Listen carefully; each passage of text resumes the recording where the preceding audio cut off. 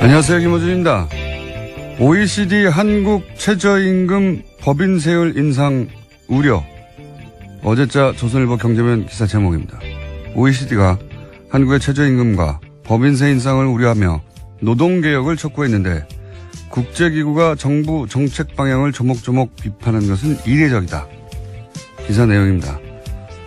이런 보고서는 건조한 분석만 하기 마련인데 특정 정부의 특정 정책을 조목조목 비판했다. 그런데 그런 소식을 전하는 게 조선일보다. 그래서 보고서를 찾아봤습니다. 아니었습니다. OECD 경제 전망이라는 제목의 보고서 중 한국 파트 168페이지부터 188페이지까지 3페이지 중 최저임금 부분 요약은 이렇습니다. 한국 정부의 소득주도 성장 정책으로 가구의 소득 형상과 소비가 부양될 것으로 기대되고 반도체 등 주요 산업 이해 부분까지 확대되는 수출 회복세 그리고 정부 혁신으로 보다 빠른 성장이 전망된다. 하지만 생산성 혁신이 동반되지 않고 최저임금만 인상된다면 경쟁력을 약화시킬 수 있다. 노동개혁이라는 문장은 아예 없고 법인세 부분은 긍정적인 경제 전망과 그에 따른 리스크 부분을 설명하며 소기업의 경우 법인세 인상은 기업 투자를 약화시킬 수 있다. 한 문장 드라이하게 병렬하고 있을 뿐입니다. 이게 무슨 이례적인 조목조목 비판입니까? 아주 전형적인 보고서일 뿐만 아니라 다른 국가도 똑같은 포맷이고 게다가 한국편은 전반적으로 긍정적인 전망입니다. 조선일보가 괜히 조선일보가 아닙니다. 김호준 생각이었습니다. 이런 거 안 쳐다볼 거라고 생각하나 봐요. 그래도 굉장히 꼼꼼하게 찾아보셨네요. 저는 다 쳐다봅니다. 궁금해가지고. 그래? 그럴 수도 있고 아닐 수도 있잖아요. 예. 그런데 이제 이례적이다. 뭐 이렇게 해서 특히 해외에 나온 보고서나 해외 기사나 해외 사례 얘기하면 다 찾아봅니다, 저는. 예. 전혀 사실과 다르다. 예. 훌륭하다, 조선일보. 예. 자, 첫 번째 뉴스는 뭡니까? 네, 원세훈 전 국정원장이 특수활동비를 해외로 빼돌린 정황이 포착됐다라는 건데요. 검찰이 수사에 나섰습니다. 검찰은 국정원이 2011년 말에서 2012년 초 특활비 200만 달러를 미국 스탠포드 대학으로 송금한 과정 등에 대해서 자료를 넘겨받아서 검토하고 있다라고 하는데요.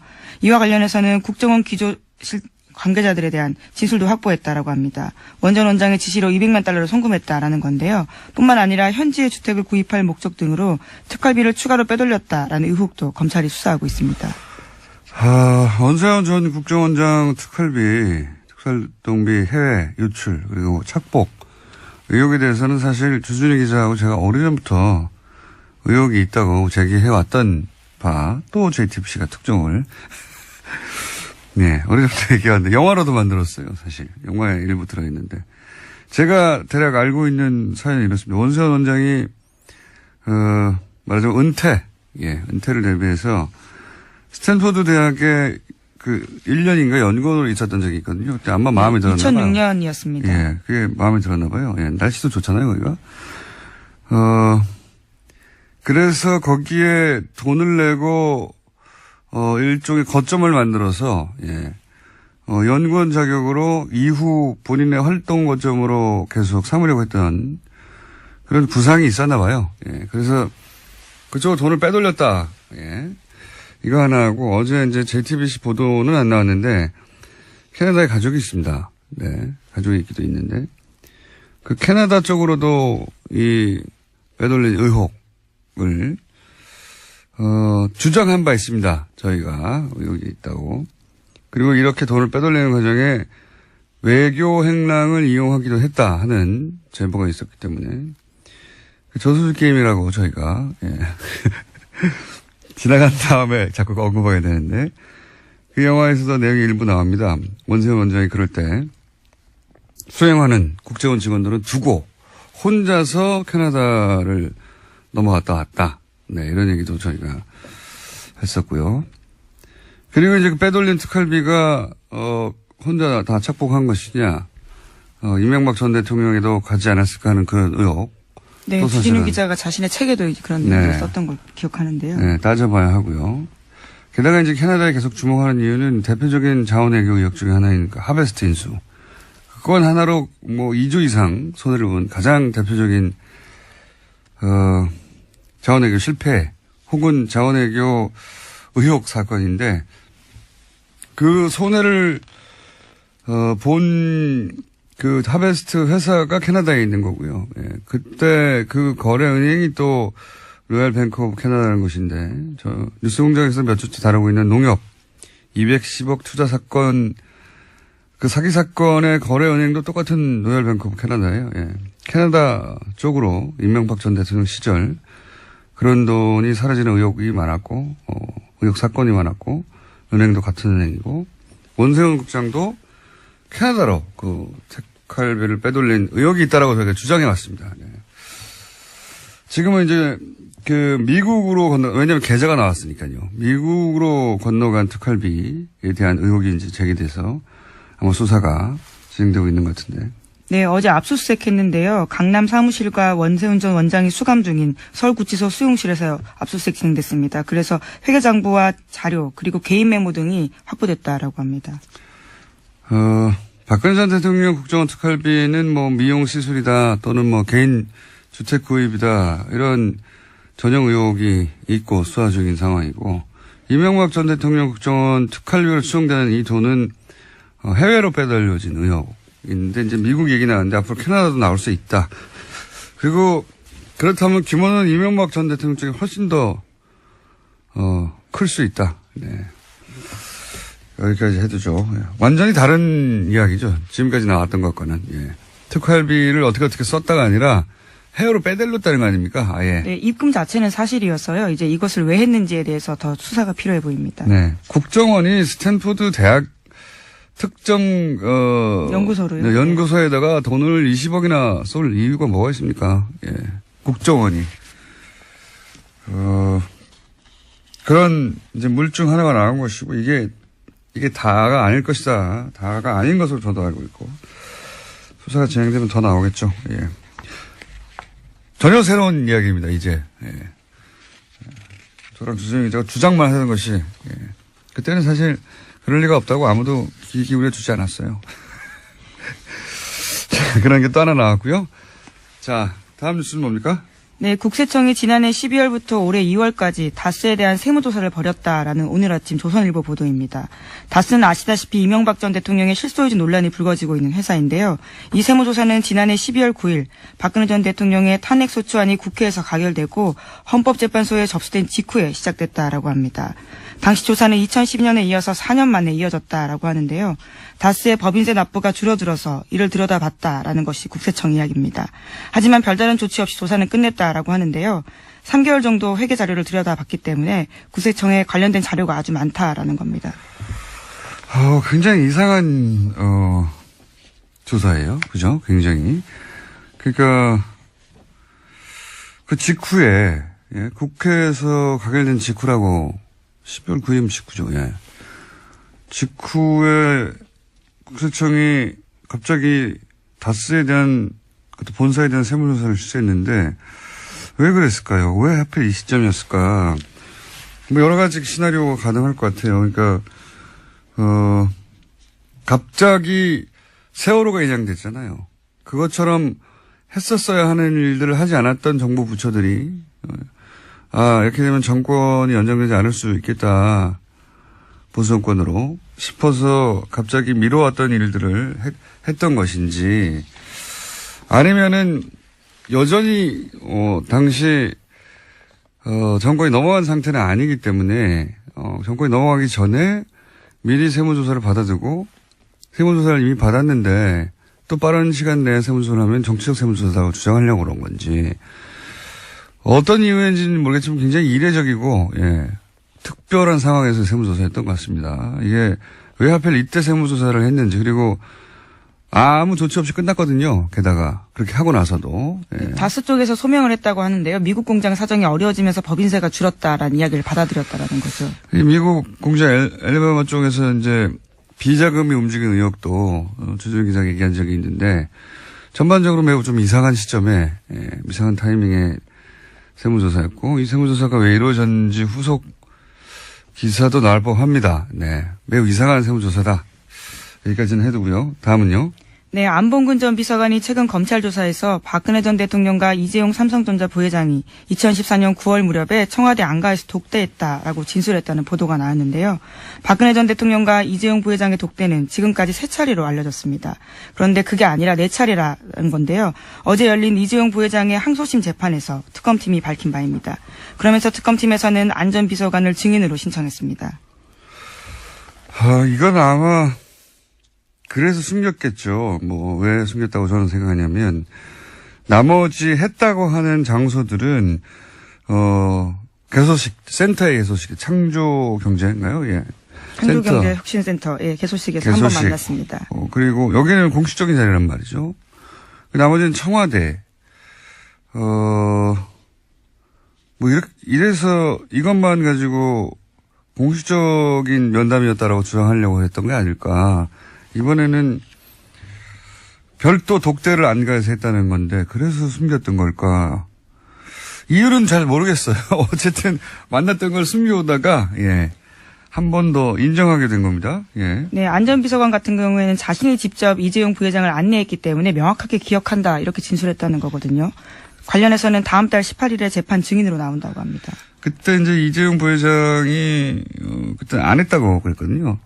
뭐 굳이 3번 만났는데 4번째 만나는 걸 안 했다고 말할 필요가 없는데 이때는 안가에서 독대했기 때문이 아닐까? 뭐 이런 생각을 하긴 합니다만 모르겠습니다. 도대체 이때는 무슨 생각하라고 그 바로 직전의 만남은 아마 전후에 그때 만났다고 하면 설명이 안 되는 시나리오가 있었겠죠. 네, 그게 뭔지는 모르겠어요. 예, 뭔지는 모르겠는데 특검은 이때 만났다고 주장했었죠. 법원은 계속해서 주장했습니다. 네, 법원에서는 인정 안 했는데 이번에는 이제 특검이 파악했던 대로 그 전에도 만났다는 게 이제 추가 증거가 나왔기 때문에요. 이런 진술들이 좀 힘을 얻고 있는 겁니다. 대부분의 뉴스를 제가 비슷하게 추정할 수 있는데 잘 모르겠네요. 이거는 게다가 국세청이 왜 하필 12월 9일 예, 직후예요. 네, 12월 9일이면 탄핵안이 가결된 날인데 예. 가결된 당일날 국세청이 갑자기 세무조사했다는 것도 당일까지는 아니고 그 직후라고 나는데 아무튼 그 시점입니다. 그게 이상하네요. 혹시 미리 국세청이 한번 훑어보고 이런 걸 조심하라고 이런 걸 대비하라고 하려고 그런 건가요? 뭔지 모르겠습니다. 나는 특이한 시점입니다. 굉장히 후속 취재가 있어야 될 것 같은 사안이고요. 다음 뉴스는요? 네, 국정원의 댓글 공작 혐의 등으로 구속된 이송명 전 3차장도 법원에 구속적부 심사를 청구했습니다. 이 전 차장에 대한 구속적부심이 오늘 열리는데요. 신광열 부장판사가 맡고 있는 서울중앙지법 형사합의 51부가 심리를 진행합니다. 이곳은 김관진 전 장관과 윤관빈 전 실장이 구속적부심을 담당했던 곳입니다. 야, 예. 국방부 전 장관과 국방부 전 실장, 사이버 사령부 댓글 공작, 총 책임자 2분은 석방이 됐고, 이제는 이제 국정원의 댓글 공작, 책임자들이 구속적부심을 똑같은 곳에 신청했어요. 청구했어요. 이 3차장은 핵심 혐의가, 외부에 네, 일종의 양지회라고 말씀드린 적이 있는데요. 오비들, 국정원 오비들을 활용한 국정원 댓글 작업에 수십억을 지급했다. 거기 책임자거든요. 예. 네, 그래서 지난달 18일에 영장이 나왔는데요. 영장 발부 사유는 이렇습니다. 범죄 혐의가 소명되고 증거인멸의 염려가 있어서 구속의 사유와 필요성이 인정된다라는 거였습니다. 신광열 부장판사가 과연 이 정도 상황에서 국정원 차장까지, 국정원 3차장이면 원세훈 바로 아래란 말이죠. 그렇죠. 예. 네. 원세훈 이미 이렇게 수감돼 있으니까요. 3년이 네, 확정돼. 거긴 이미 형이 확정됐습니다. 형이 확정됐으니까요. 그러면 지금 3차장이, 국정원장을 제외하고는 댓글 공작의 최고 책임자급인데, 지금 국방부 전 장관을 석방하자 상관이 석방됐는데 그 지시를 따랐을 뿐인 부하는 석방하지 않을 수 없어서 말하자면 석방됐다고 치면 여기서 마찬가지가 될 것 같기도 한데 어떻게 될까. 신광열 부장판사가 사이버 사령부는 최고 책임자들을 석방했고 이제 국정원 쪽도 남아있는 특히 오비들 국정을 은퇴한 사람들 중심으로 꾸렸던 외곽팀에 지급한 돈 혹은 지시한 혐의 이거 가지고 구속된 사람 분인데 어떻게 될까요? 네, 이르면 오늘 느리면 내일 결정이 됩니다. 예, 내일 또 이정열 부장판사하고 다시 한번 연결할 가능성이 있을 수 있겠네요. 예. 만약에 석방이 된다면 제가 할 말이 많습니다. 예, 석방이 안 되기 때문에. 예. 대기 중입니다. 네. 참. 다음 뉴스는요. 네, 이명박 정부 시절 유익 당시 청와대 비서실장이 국정원 직원들을 소집해서 헌법 교육을 했다라는 주장이 나왔습니다. 뉴스공장에도 출연한 바가 있는 김상욱 전 국정원 직원의 폭로인데요. 자신이 20년 가까이 국정원에서 일했는데 2008년에 이명박 정부가 들어서고 갑자기 유 전 실장이 직원들을 소집해서 헌법 교육을 했다라는 건데요.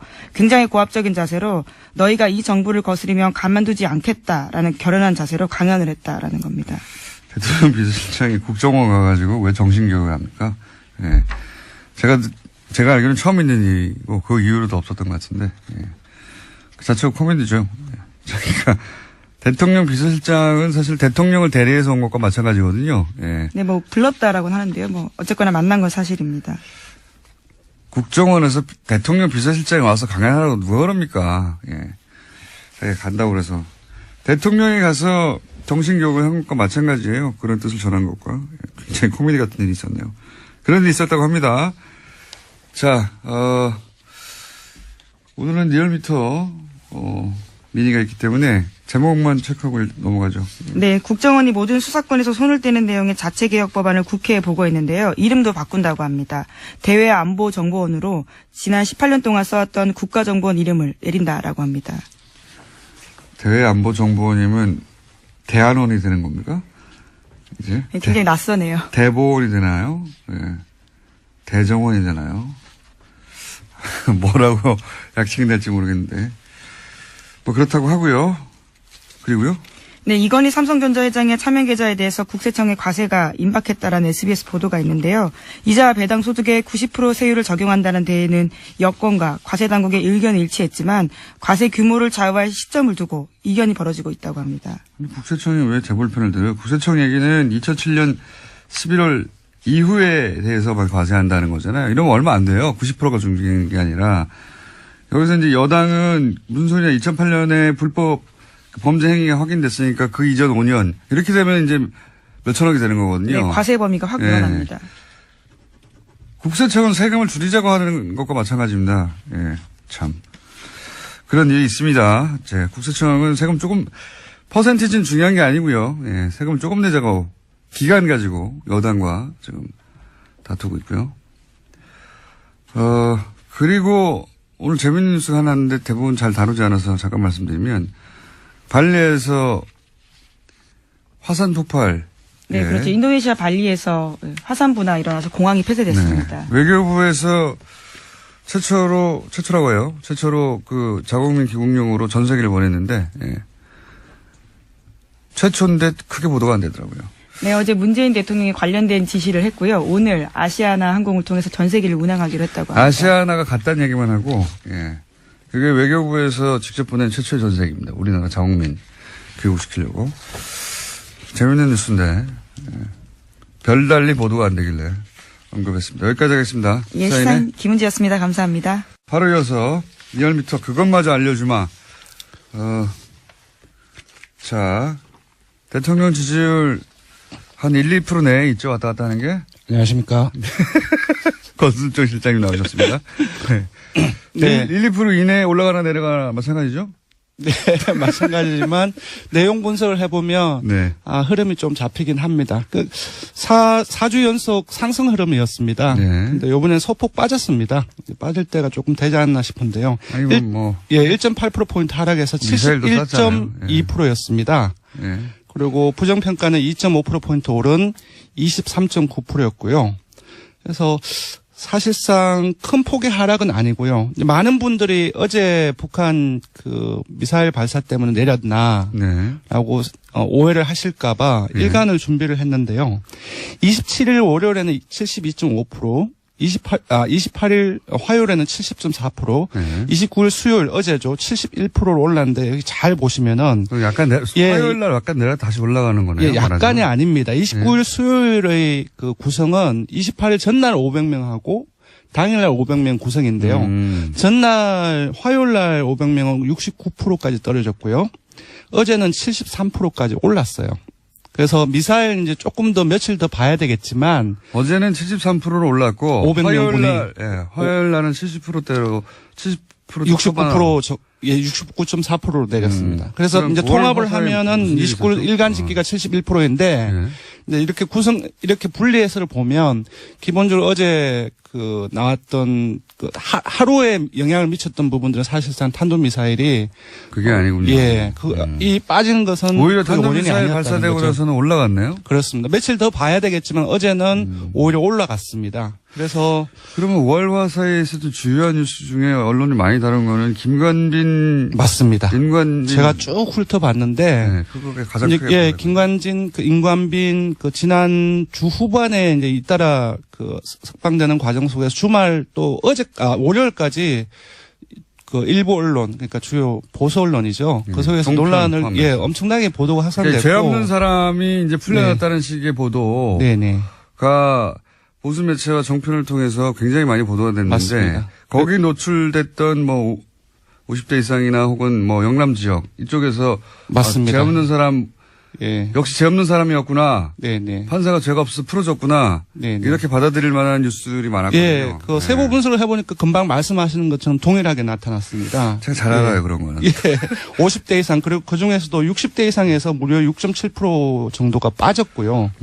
예, 보수층에서도 많이 빠졌고, 예, 주로 근데 그렇게 이제 보수 변했습니다. 매체가 사실상 종편까지 해서 총동원된 거 치고는 그렇게 많이는 안 빠졌네요. 예, 그래서 이 논란 자체가 기본적으로 보수층에는 많은 영향을 미치지만 오히려 진보층을 중심으로 해서 문 대통령 핵심 지지층에서는 오히려 상승 효과를 가지고 있는 것 같아요. 그러니까 핵심 지지층을 보면은 19대 대선에서 문 후보를 찍었던 사람은 무려 94.6%가 어제 일간 기준 나왔습니다. 상당히 높은 수치입니다. 거의 최고 수준입니다. 그쪽에서는 김관진, 인관빈 석방에 대해서 야 이거 큰일 났다라고 그렇습니다. 생각해서 결집하는 것이고. 네네. 예. 그래서 그렇군요. 예, 그렇습니다. 예, 정당을 간단하게 소개해 드리면은 민주당 역시 0.5%포인트 하락해서 51.3%고요. 떨어진 지역이라든지 연령은 거의 대통령과 거의 비슷합니다. 60대 이상 보수층 영남 맞습니다. 자유한국당은 2.2%포인트 상승해서 18.6%이고요. 아마 일종의 이제 금방 말씀드렸던 그 논란, 그 보도의 확산, 그 영향을 반사의 이게 아닌가 싶고요. 바른정당은 0.4%포인트 하락해서 5.1%, 거의 변화가 없다고 봐야 될 것 같고요. 정의당이 많이 빠졌습니다. 지난주에도 상당히 주 초중반까지 상승세를 거의 7%까지 갔다가 주 후반에 확 떨어졌거든요.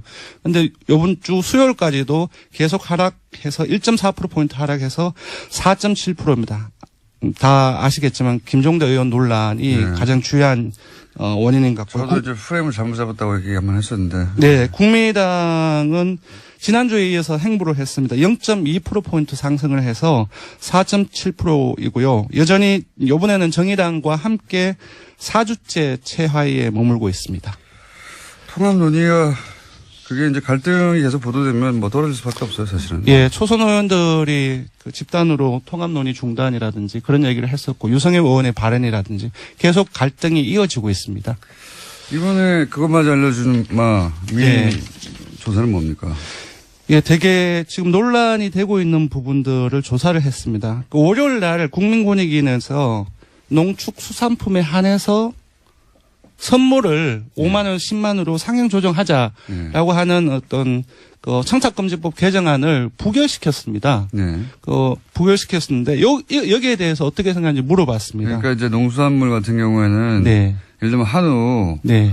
10만 원 정도 선물할 수 있게 하자. 맞습니다. 한마디로 말하자면 그거거든요. 예, 5만 설날도 원에서. 다가오고 그런 얘기가 많이 나오고 있는데 정부에서도 관계 부처가 이렇게 올리는 방향을 이제 제시를 했던 거죠, 사실상. 근데 기존 350 규정을 예외 없이 엄격 규정해야 된다가 47.7%, 농축수산품 한정 선물 사항의 인상 찬성이 47.4%가 나왔습니다. 완전 절반으로 갈렸네요. 완전 팽팽하게 맞서고 있습니다. 근데 그래서 조금 찾아봤어요. 저희들이 그 현안에 대해서 상당히 많은 조사를 했습니다. 작년 9월에 이게 시행이 되었죠. 김영란법이. 그 시행 직전 8월에 조사를 했는데 그때는 기존의 그 규정을 엄격 시행해야 된다가 59.3%로 상당히 높게 나왔고요. 그리고 올해 2월에 다시 논란이 되었을 때 50, 10 이런 식으로 상향 조정했을 때는 어떻게 생각하느냐 물어봤는데 찬성이 49.6%로 내렸습니다. 그러니까 요번에는 거기에다가 농축수산품에 한정해서 선물만 10만 원 올리자라고 했기 때문에 전반적으로 이런 어떤 조정하는 여론이 조금씩 상승하고 있는 흐름을 보이고 있습니다. 10만 원이 너무 적다고 생각하는 분들도 있고 네네. 그리고 특히 농수산물 정도는 그렇게 하는 게 해야 하는 거 아니냐 이렇게 생각하는 분들도 있는 예, 거예요. 민주당 지지층에서도 그 농수산물 한정에서는 올리는 게 맞다. 그런 의견이 이해가 많이 갑니다. 예를 들어 나왔습니다. 40, 50대 뭐 개인 사업을 한다든가 이런 예. 분들 네네. 이런 분들은 그런 걸 느낄 것 같아요. 예. 네. 그게 꼭 그 청탁이 아니어도 네네. 선물을 하고 뭐 고마움을 표시하고 싶은데 액수가 너무 적다 이렇게 생각하는 40, 50대 사업하는 분들이나 성인들이 있을 수 있습니다. 예. 네, 그런 부분들이 많이 있는 것 같습니다. 20, 30대는 여기 반대하고 네. 40, 50대 연령대로 보자면 그렇게 갈리는 것도 예, 있죠. 전반적으로 보수적인 어떤 성향, 진보적인 성향이 조금 갈리는 것은 맞습니다. 이제 보수적인 성향은 어떤 상향 조정을 찬성하는 거, 그리고 진보적인 성향은 어떤 원격 적용을 의사한데 약간 조금 다릅니다. 다른 이슈와 다르게 좀 혼재되어 있습니다. 저는 세부적으로. 나이가 훨씬 더 중요한 변수인 것 같아요. 지역보다 네. 이거는. 네. 사회 직업도 경험이나, 그렇고요. 네, 직업이나 네. 예. 네네. 입장이 다른 거죠. 여기까지 하겠습니다. 조사 기간은요? 네, 조사 결과를 드리겠습니다. 이번 주정조사는 TBS 의뢰로 이번 주 월요일부터 수요일까지 전국 19세 이상 성인 1,512명을 대상으로 했습니다. 유무선 전화면접과 자동응답 혼용 방식으로 했고요. 표본 오차는 95% 실수는 플러스 마이너스 2.5%포인트였습니다. 응답률은 5.5%이고요. 현안 조사는 TBS 뉴스공장 의뢰로 어제 하루 동안 실시했습니다. 성인 505명을 대상으로 실시했고요. 표본 오차는 플러스 마이너스 4.4%포인트였습니다. 리얼미터 권순정 조사 분석 실장이었습니다. 감사합니다. 고맙습니다. 다들 아시죠? 한 3번 정도 코너가 완전히 사라질 뻔 하다가 잠시 후에 너무 재밌다고 다시 대폭발하기도 하고 이상한 코너입니다. 더불어민주당 안민석 의원 나오셨습니다. 안녕하십니까? 네, 안민석 의원입니다. 오늘은 이야기 없나요? 뒤에? 누구 어떤 안민석? 디그니티, 엘레강스. 저를 흔들지 말아주세요. 총수.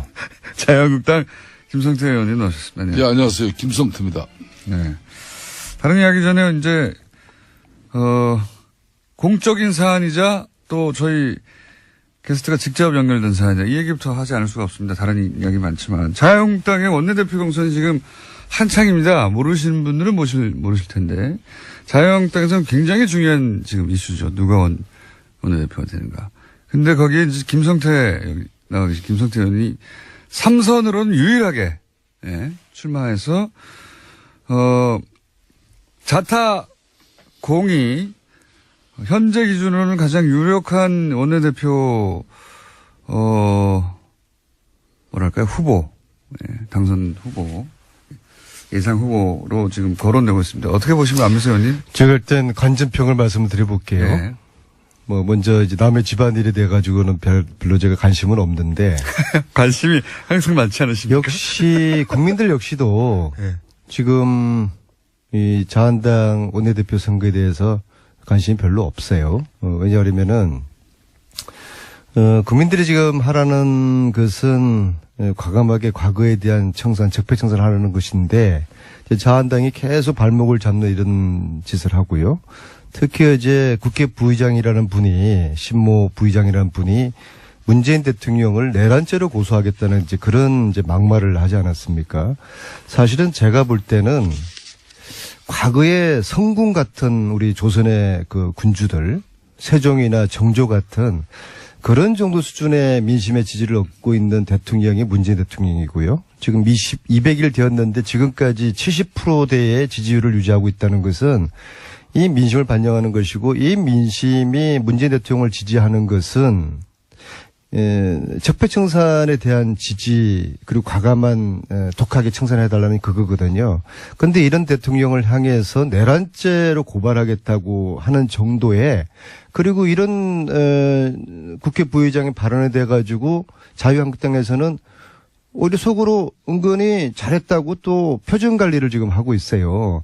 이런 정당이 지금 원내대표를 뽑고 있는 것에 대해서 국민들이 관심을 들 리가 없죠. 그러나 단지 김성태 의원님이 지금 출마를 하신다고 하니까 제가 그래도 살짝 관심은 가지겠는데 지금 현재 추세로는 당선 가능성이 상당히 높을 것 같고요. 정두원 의원도 어느 방송에서 그렇게 말씀을 하셨고요. 그런데 여기에 변수가 있는 게 아마 결선 투표라는 게 있는 모양이에요. 그러니까 결선 투표라는 거는 반 김성태, 그러니까 즉 친박 쪽의 성향의 내지는 중도 성향의 의원들이 다수가 때로 출전을 해서 1대1로 붙으면 안 될 것 같으니까. 그래서 굉장히 발언을 길게 하시고 계신데.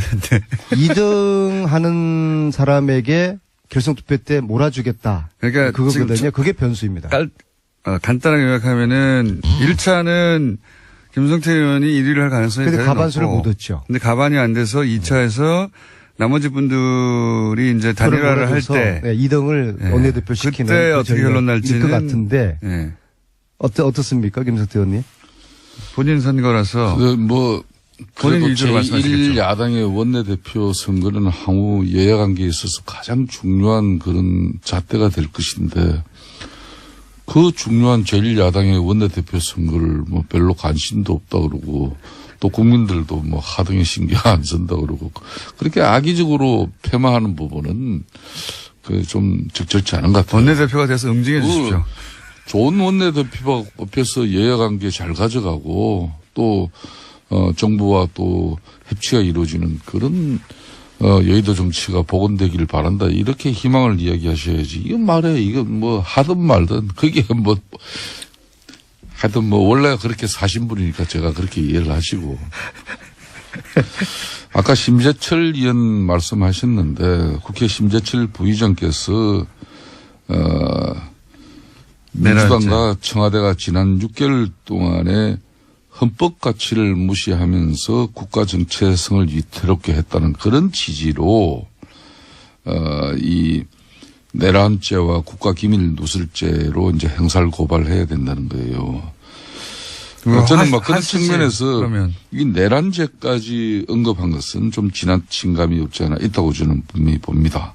하지만 문재인 정권이 거의 모든 부처마다 법적 근거도 없는 위원회를 만들어서 적폐청산이라는 그런 미명하에 이 보수 정권 뭐 쉽게 말하면 뒷구멍 캐기에 매달리고 있는 이런 비정상적인 상황을 심재철 부의장이 그렇게 지적한 거예요. 뒷구멍이 있긴 있었나 봅니다. 아니 뭐 그러니까 이게 문재인 정권이 문재인 대통령이 원래 그런 대통령이 아닌데 맨날 과거 지사 그냥 지난 일 덜쳐보고 또 뭐 그것도 그걸로 가지고 이 적폐청산 TF가 검찰에 수사 의뢰하고 그럼 검찰은 수사하고 그렇게 지금 가는 정국이거든요. 이거는 좀 바람직하지 않고 또 제가 드리고 싶은 말씀은 원내대표 말씀하셨으니까 네. 뭐 저 개인의 문제이기 때문에 짧게만 하겠습니다. 네. 뭐 최선을 다할 뿐이고 저는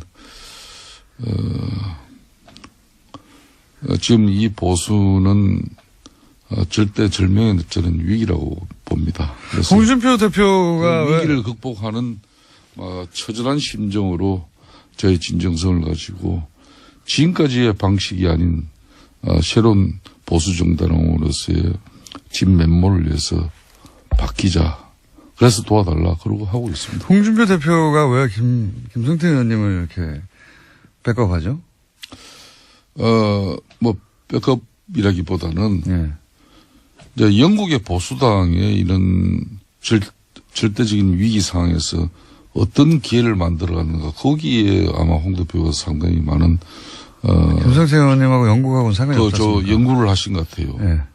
영국이 이제 가령 보수당이 이게 지주 귀족들 정당인데 이게 400년 역사를 이어오면서 많은 위기가 왔거든요. 그 위기 때마다 영국 보수당은 쉽게 말하면 사회개혁, 특히 이 노동조합 활동을 보장한다든지 이 노동자들의 사회적 지위 향상에 뭐 엄청난 계획적인 조치를. 근데 영국의 보수 정당도 부패 정치를 옹호했나요?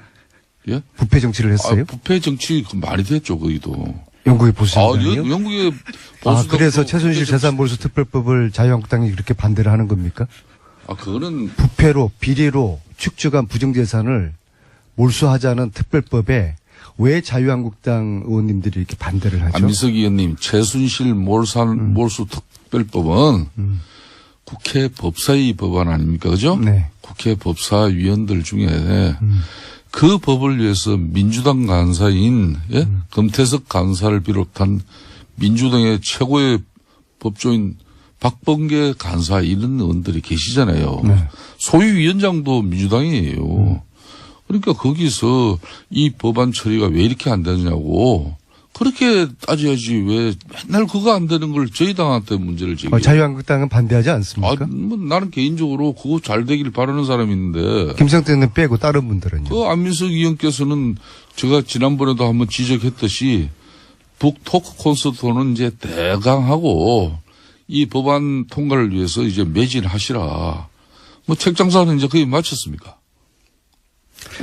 이 특별법이 제정이 안 되면요. 최순실 재산 몰수가 안 되는 거거든요. 그거는, 그다음에 예. MB 재산 몰수까지도 연결되어 있는 것인데요. 근데 네. 국민들은 이걸 이해할 수가 없어요. 왜 국민들이 원하는 해달라고 하는 최순실 재산 몰수 이것을 하기 위해서 특별법을 제정을 해야 되는데 왜 국회가 이것을 뒷전을 지고 있는지 지난주에 법사위원회에서 이 법을 다루는데요.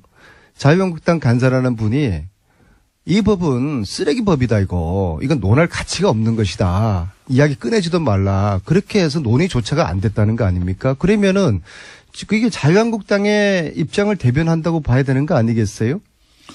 이런 겁니다. 그 왜 이걸 반대하는 법조인들 거죠? 위주로 최순실 이제 재산 몰수하자는 거에 왜 반대를 하죠? 법사위에서는 이 법의 성안 성립 또 이 법안이 가결될 수 있는 요건을 갖췄냐 이렇게 했을 때 민주당의 법조인들도 거기에 서명 법안 발의에 동참하지 않은 부분이 있지 않습니까? 그렇기 때문에 저희들은 105명 동의했고요. 아니, 그러니까 105명 그러니까 16명이 동의가 안 된 사람. 우리 민주당 정당이기 때문에 그러니까 100%가 다 안 해요. 그거 아니.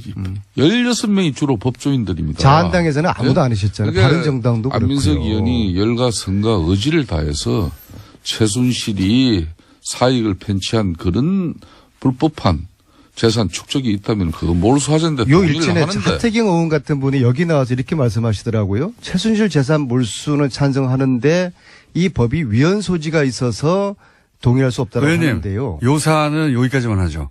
이거는 저희가 매주 20분씩 했어요. 한 5개월 됐습니다. 똑같은 얘기를 반복한 지가. 요 사안 앞으로도 계속 할 텐데 오늘은 여기까지만 하고요. 알겠습니다. 제가 예. 한 말씀을 드리겠습니다. 지난주에 이제 사법부 이제 김관진, 예, 예, 이런 임관빈, 영장 심사 결과 석방. 이런 논란 가지고죠. 이 적폐놀이 3인방이 계시잖아요. 그죠? 적폐놀이 3인방은 안민석 의원님이 또 그 맨 앞이더만. 안민석. 저에게 그런 훈장을 달아줬습니까? 그렇지. 송영길, 박범계 의원. 이렇게 이 세 분이 적폐놀이 3인방이에요. 그러니까 특히 우리 안민석 의원이 참 대단해요. 적폐 청산 홍위병이고요. 그 홍위병 역할을 제가 더 열심히 하라는 훈장으로 제가 여기겠습니다. 적폐놀이 3인방이에요. 그 홍위병들은 그런 말은 잘 안 하는데 적폐 판사들을 향해서 국민과 떼창으로 욕하고 싶다. 페이스북에 이렇게 글을 올렸어요. 이 안민석 의원님 제가 누누이 이야기하시지만은 그것도 수도권 내리 4선의 집권당 중진 의원으로서는 이제 이런 용어 선택은 적절하지 않아요. 이거는 석방은 적절했습니다. 야당일 때는 국민들이 웬만큼 또 지지자들도 이해가 되는데 이런 거는 저희들한테 넘겨주세요. 그냥 저희들이. 아니 불의를 보고 이 법원이 법원이 성역 불가침 명령도 아니고요. 이 법원의 불의를 보고서 어떻게 이걸 참습니까? 김관진 석방이요. 두 가지 굉장히 심각한 메시지를 주는 겁니다. 첫째는 MB 구속이 거의 특미까지 왔는데 이게 지금 차질을 빚고 있고요. 두 번째는 김관진을 통해 가지고 최순실의 무기 거래 의혹 이것이 계속 제기돼 왔는데 여기에 대해서 수사를 지금 못하게 되었고요. 그리고 제가 3월 16일 날 뉴스공장 이 자리에서 뉴스공장 때문에 이런저런 뭐 제가 고초도 많이 겪고 그랬지만은 제가 삼성한테 완전 찍혔지 않습니까? 삼성 이재용의 재판을 주심 판사가 최순실 후견인의 사위다. 그 이야기를 제가 했잖아요. 그다음에 그날 오후에 법원에서 사위가 맞긴 맞는데 정수장학회 이사를 하지 않았다. 저는 정수장학회 이사한지도 몰랐는데 그렇게 생뚱맞은 논평을 법원에서 내고 다음 날 그 판사가 교체되지 않습니까? 이런 법원에 대해 가지고 의심하지 않을 수가 없죠. 물론 다 그런 거 아니죠. 대다수의 양심적인 판사들이 계신가 하면은 이런 기회주의적이고 정치 성향의 그런 판사들을 향해서 적폐 판사라고 제가 지칭을 했습니다. 안민석 의원님. 그런데 말이죠. 예. 저는 이러면 안 됐는데 저보고 이름을 대서 개인의 신상까지 건드렸다고 하는데요. 저는 그냥 적폐 판사라는 것에 주목을 했지 이름을 제가 지칭한 적이 없는데. 자, 제가 한 그런 말씀 좀 이름을 조정을 검색하면 해야 다 되겠어요. 나오니까요. 아, 그렇습니까? 안민석 의원님, 민주주의의 근간은 상권이 분립된 거예요. 아니, 법원이 성역 그런데- 불가침 영역은 아니지 않습니까? 그런데 권력을 장악한 법원이 잘못하면 세력이- 지적을 해야죠. 어떻게 집권당은 권력을 장악한 이 세력이 이렇게 사법부를 흔들어가면은 민주주의는 위험에 처할 수밖에 없어요. 근데 이제 석방 근데 자체는 안민석 문제가 의원께서 없습니까? 또 보시면은 또 자신이 생각하는 대로 좀 유리한 판단을 이렇게 내리는 또 법원에 대해서는 아주 입이 닳도록 칭송하시고 본인한테 본인이 또 생각하지 않는 그런 부분에 또 이런 판단이 나오면은 그냥 아까 말씀드린 대로 적폐 판사로 규정하고 국민하고 떼창으로 욕한다 그러고. 아니, 그럼 이재용 판사를 저 최순실 그러니까- 후견인의 사위로 정한 게 그게 잘한 겁니까? 그런 아니, 거는 그건 오래된 지적은- 이야기고. 그런 거는 좋은데. 김관진 석방 잘한 예, 겁니까? 이걸 한번 여쭤보세요. 김관진 검찰의 석방 잘한 제가 한 겁니까? 말씀만 드리겠습니다. 검찰의 이 무리한 수사도 문제지만은 명식이 집권 여당이 이런 반법치기를 갖다 우리 사회에 이렇게 행성하려고 하는 그 시도는 한마디로 상권 분립, 나아가서는 이게 대한민국의 존립을 이틀게 하는 수준이 상권 분립 지켜야 되죠. 언제까지- 지켜줘야 존중해야 되는데 이제 석방이 이 잘 됐는지. 법원에 부당한 그거 한 가지만 판결에 대해서 여쭤봐 신고해야 주십시오. 됩니까? 석방이 김관진 잘 석방 잘 된 됐는지. 겁니까? 아니 김관진 석방 잘한 거예요? 구속 정부심의 이런 유무심 판단과 별개로 불구속 재판의 필요성에 대한 판단과 결정을 내린다는 걸 잘 알고 있잖아요. 아니 구속시킬 때는 도주 우려 있다고 구속시키고 풀어줄 때는 그리고 도주 나 우려 한- 없다고 그리고 한번 물어봅시다. 풀어주는 이런 법원의 판결이 이게 아까 정당한 거예요? 말씀하신 그 신강렬 판사가 정유라 2대 입학의 특혜 제공 의혹을 받고 있는 김경숙 학장, 또 옥시 보고서 조작 의혹이 있는 옥시 아시죠?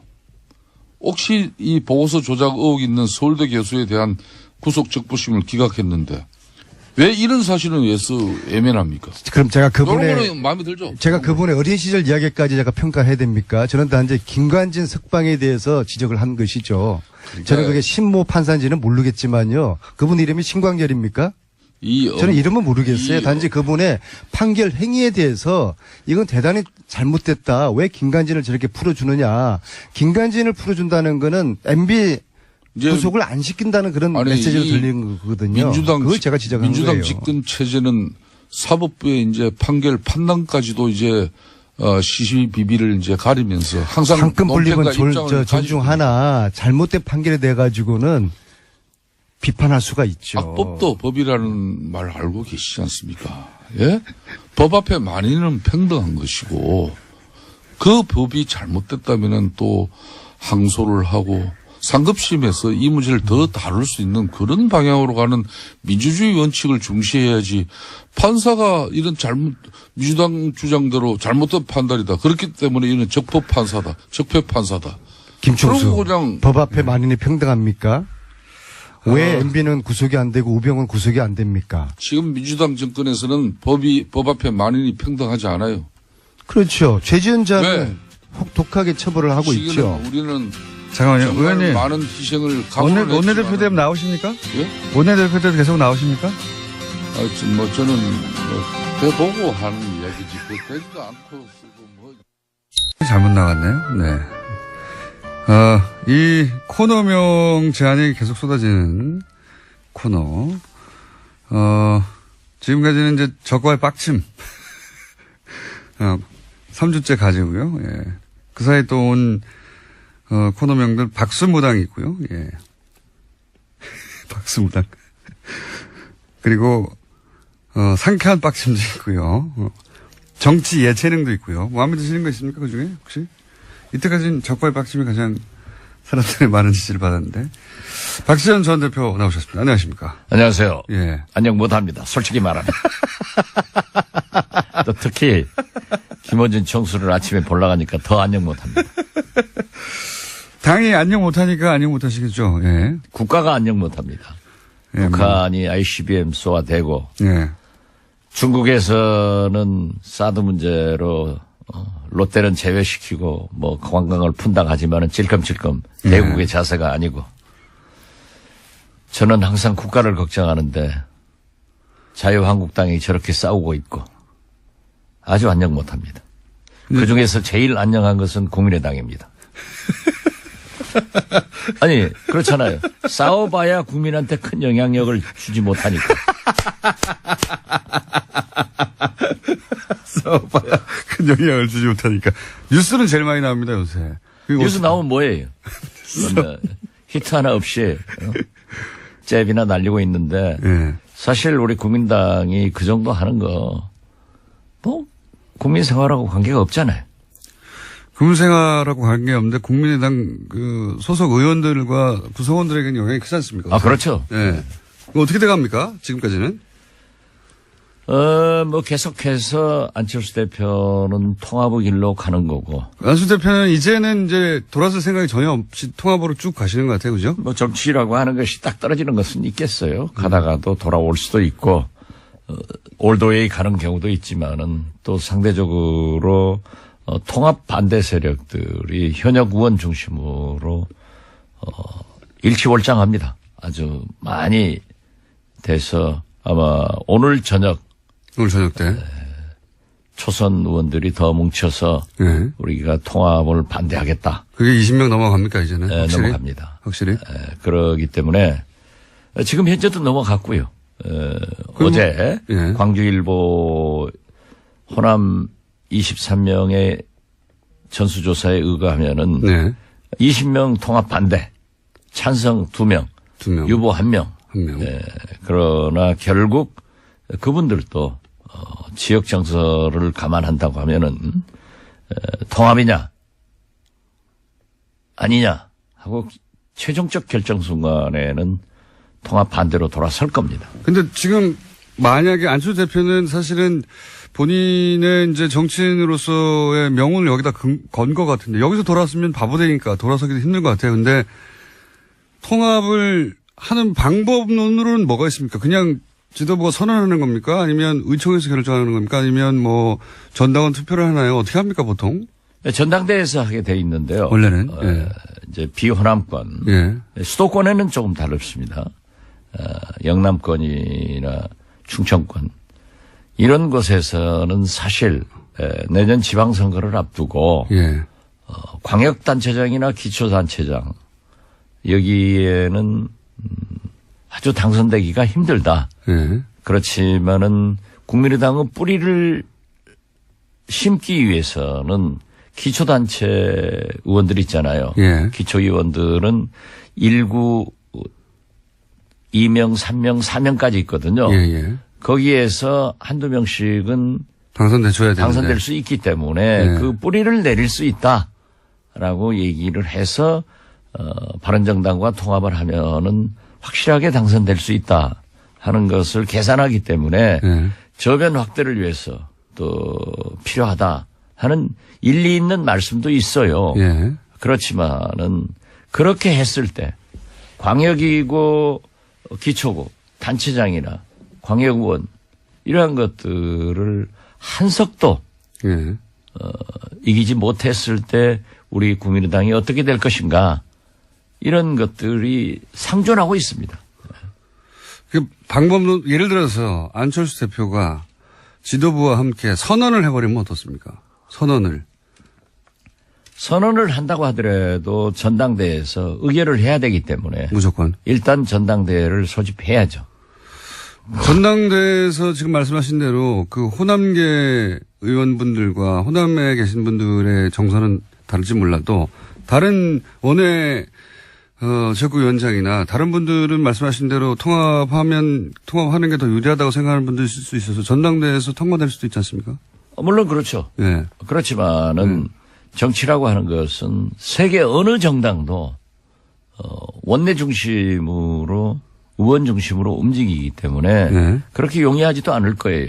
또 물론 지역구의 대의원 대표당원 이런 것들을 배분하지만은 절대 다수가 당원들은 호남이기 때문에 그것도 그렇게 용이하지 않아요. 또 거기까지 가면은 거기까지 가면 사실상 분당 사태인데요. 거의. 엄청난 부담을 느껴야 된단 말이에요. 만약에 불상사가 났을 때 그 당이 견디겠어요?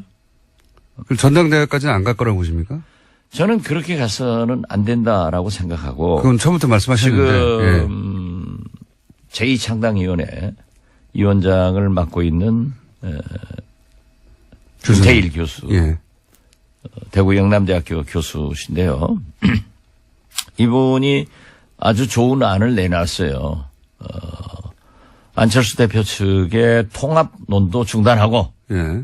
그 대신 서명운동도 즉 평화개혁연대의 서명운동도 반대하는 분들도 그만하고.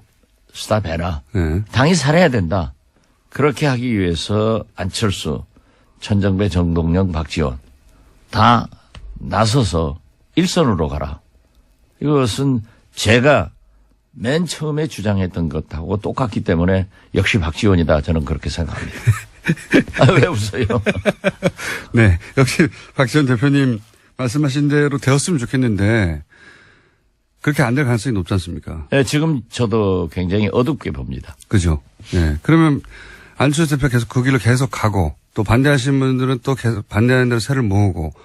근데 제가 이렇게 관전하기로는 이렇게까지 반대하는데 계속 가는 것은 결국 반대하는 사람들이 서로 몇 명 나가더라도 상관없다. 오히려 나가주면 고맙겠다. 갈 데도 없지 않느냐. 그리고 지금 20여 명 반대한다는데 반대하는 것과 탈당은 전혀 다른 이야기라 탈당해봐야 몇 명 하겠냐. 그분들 나가면 탈호남 됐다. 구세력 나갔다. 이렇게 말할 수 있어서 더 좋다. 내심 이렇게 생각하는 거 아닐까요? 안철수 대표는? 일부 예. 몰직학한 예. 공장장처럼 예. 우리 국민의당이 깨지기를 바라는 관전자들은 그렇게 바라고 있습니다. 바란다기보다는 그렇지만 대다수의 예. 양식 있는 국민들은 그래도 합쳐서 잘해라 하니까 공장장의 수준으로 예. 이 프로그램을 진행하면은 망합니다. 잘 되고 있어요. 잘 되고 있죠. 그것은 제가 출연해서 잘 되는 겁니다. 물론 그런 생각도 하지만은 지금 현재 우리 당의 초선 의원들이 만나서 8명이 만나가지고 다 반대 입장을 했습니다. 예. 그렇지만은 통합은 반대하지만은 평화개혁연대처럼 정책위원회를 하자. 그 서명을 하고 예. 그것은 분열로 보이기 때문에 양쪽 다 자제하자는 거잖아요. 자제하자. 예. 그리고 지금 현재 예산 개혁 입법의 총력을 경주하자. 이런 얘기를 내놨는데요. 바로 오늘 저녁에 예.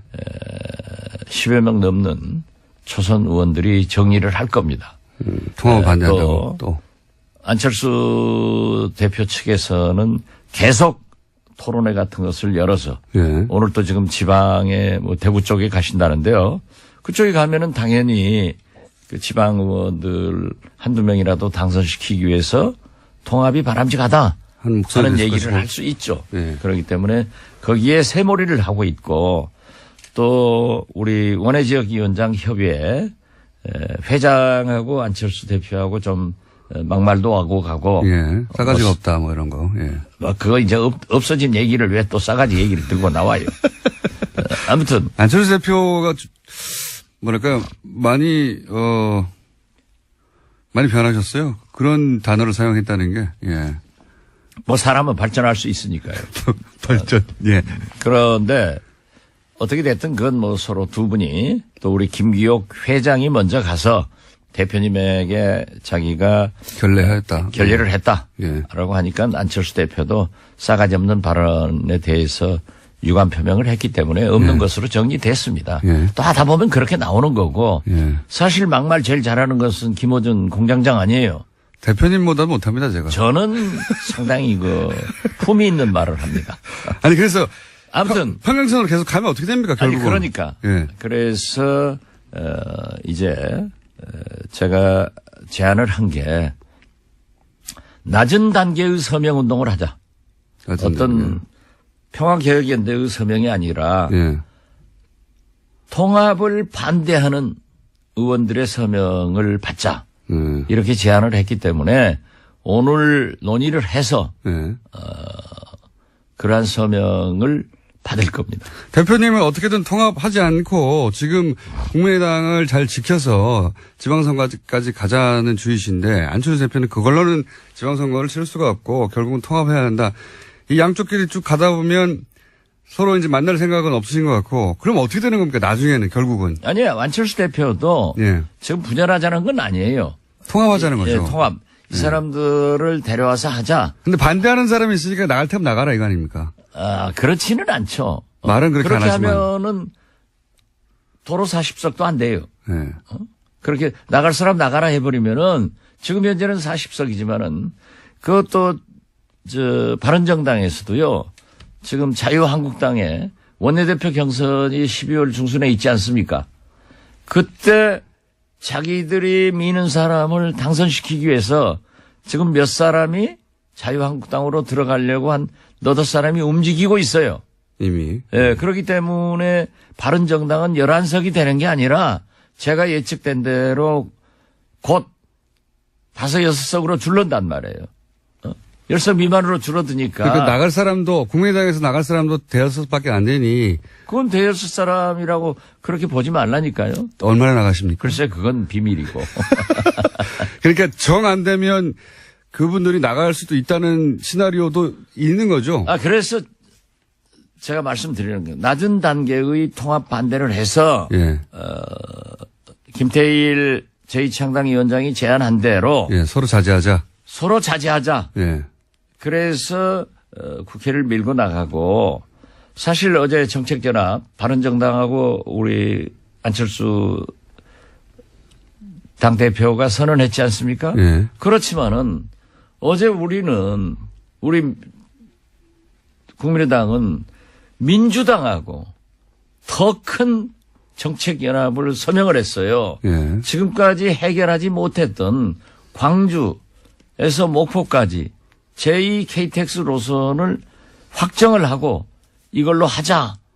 그런 정책연합을 했기 때문에 바른정당과 정책연합을 한 것은 민주당하고도 다 할 수 있는 거예요.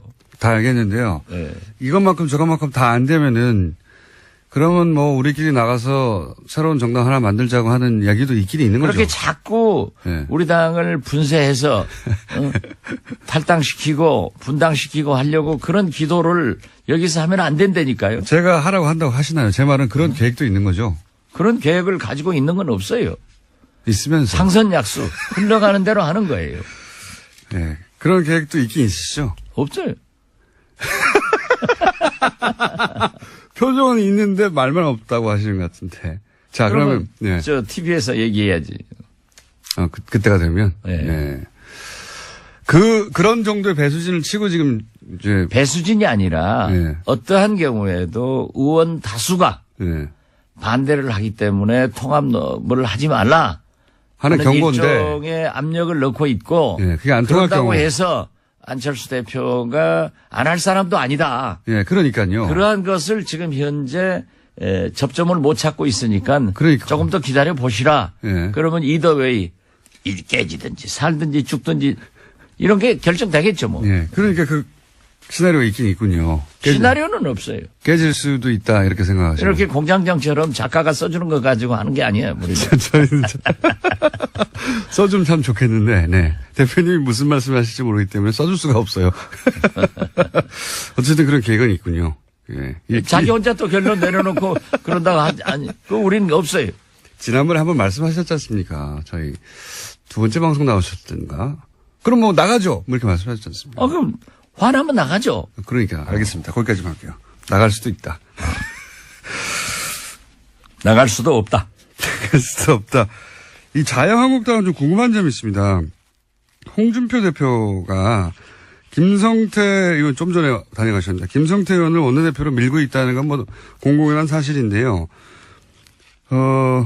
김성태 의원이 만약에 원내대표가 된다면 이쪽은 이제 탈당하고 복귀했던 분들이고 그리고 김무성 의원과 같이 나갔다가 들어온 분들인데 김무성 의원도 이제 만만한 정신이 아닌데 만약에 홍준표 대표가 김성태 의원을 원내대표로 밀어서 원내대표가 되었어요. 거기까지는 뭐 가능할 수도 있을 것 같습니다. 현재 구도상으로. 그래서 친박도 좀 힘을 약화시키고. 근데 그 다음에 싸움이 또 있지 않습니까? 홍준표 대표가 그렇게 해서 당을 장악하고 싶은데 김무성 대표와 함께 온 의원들도 숫자가 적지 않은데 오히려 홍준표 개라고 분류되는 의원들보다는 김무성 개, 범 불린 분들이 더 많은데 그러면 실제로 원내대표가 되고 나면 자유한국당의 실질적인 오너는 김무성 전 대표가 되는 거 아닙니까? 뒤에서? 뭐 정치에서는 흔히 예.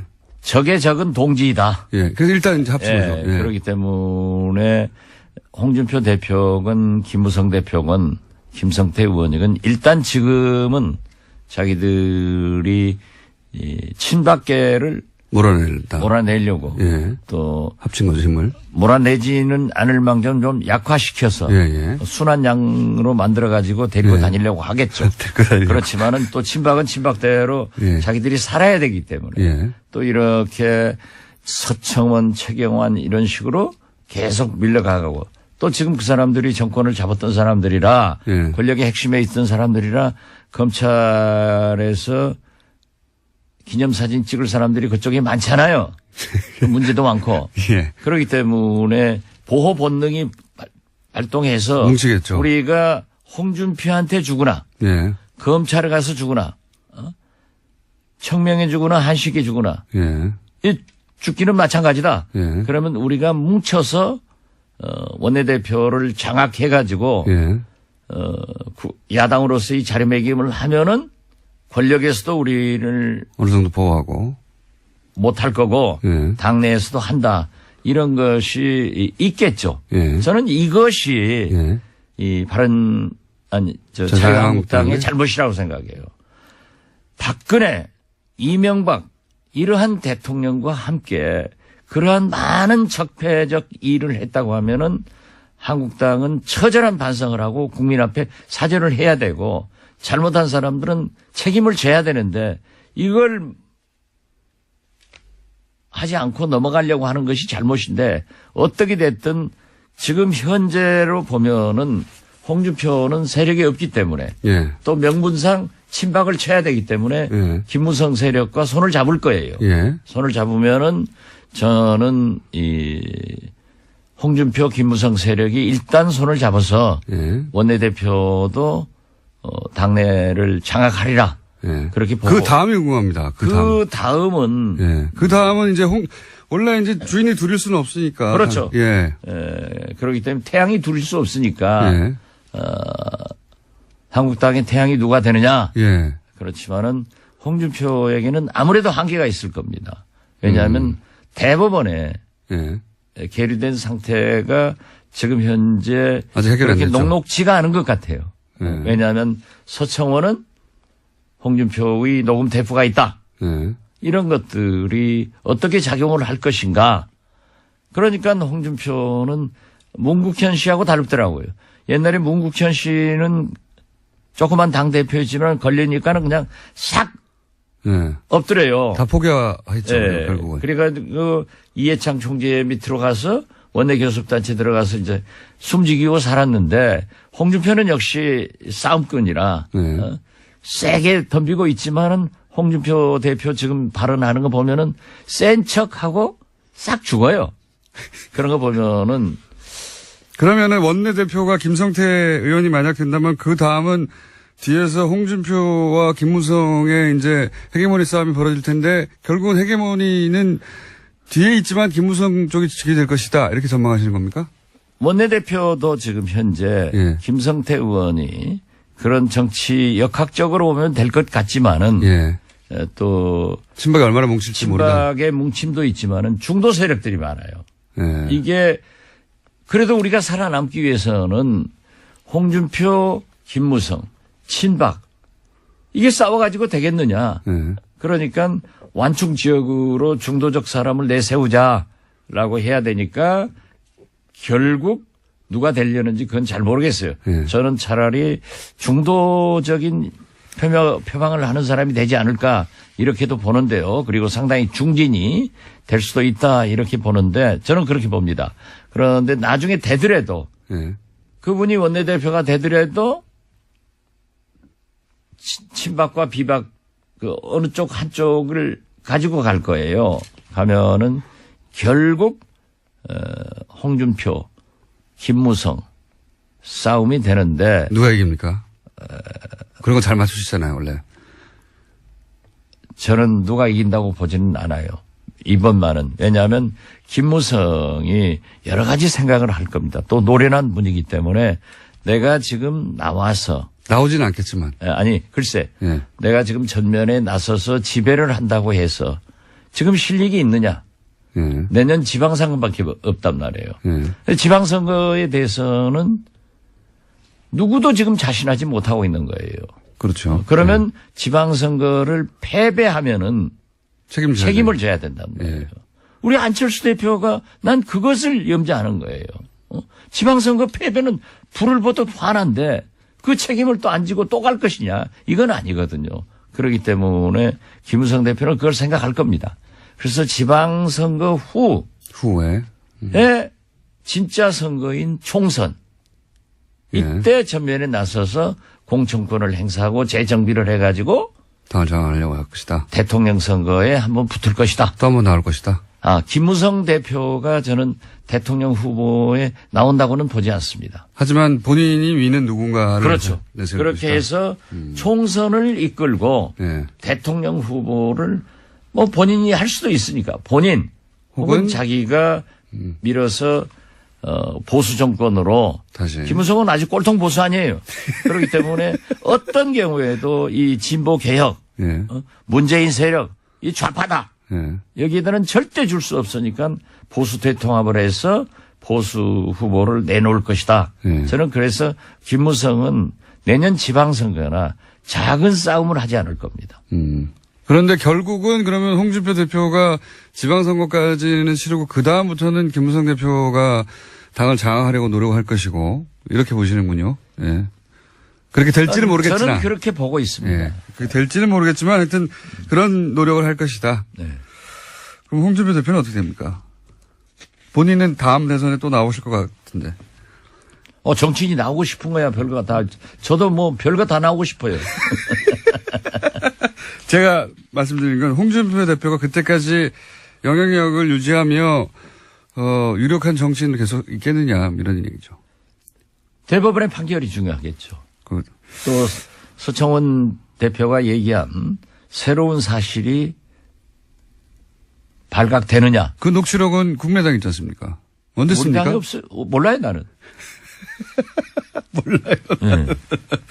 그 녹취록 우리 김문당에 그렇게 우리 공장장처럼 수준이 좀 낮은 사람들만 있어서 없어요. 갑자기. 예. 그 내용도 다 아시는 걸로 저는 알고 있습니다. 자, 언젠가 말씀하시겠죠. 예. 오늘 여기까지 할까요? 네. 꼭 하셔야 했었는데 못 하신 말씀 있습니까, 혹시? 지금 뭐 국정원 개혁 같은 거, 예. ICBM 표정이십니다. 이런 게 있어서 예. 국민들이 좀 불안하게 하고 또 검찰에서도 우병우 또 내놨더라고요. 예. 이런 걸 보면은 좀 우리 정치권에서 적폐청산하는데 본격적으로 좀 잘 도와줘서 빨리 끝냈으면 좋겠다 하는 생각 같습니다. 국민의당이 도와주셔야죠. 예. 많이 돕고 있습니다. 오늘 여기까지 하겠습니다. 뭔가 하실 말씀이 있는데 안 하시고 꿀꺽 삼키고 오늘 가시고 다음 주는 말씀하시겠죠. 지금까지 박지원 전 대표였습니다. 감사합니다. 예, 감사합니다. 브리핑 때 발리에서 화산 나서 의료부가 사상 최초로 전 세계를 직접 보냈다라는 뉴스를 제가 잠깐 언론에서 크게 다루지 않길래, 왜냐면 이럴 때 이제 뭐 다른 나라에서 그런 전 세계 보냈다는 뉴스 난 부러워했었거든요. 예.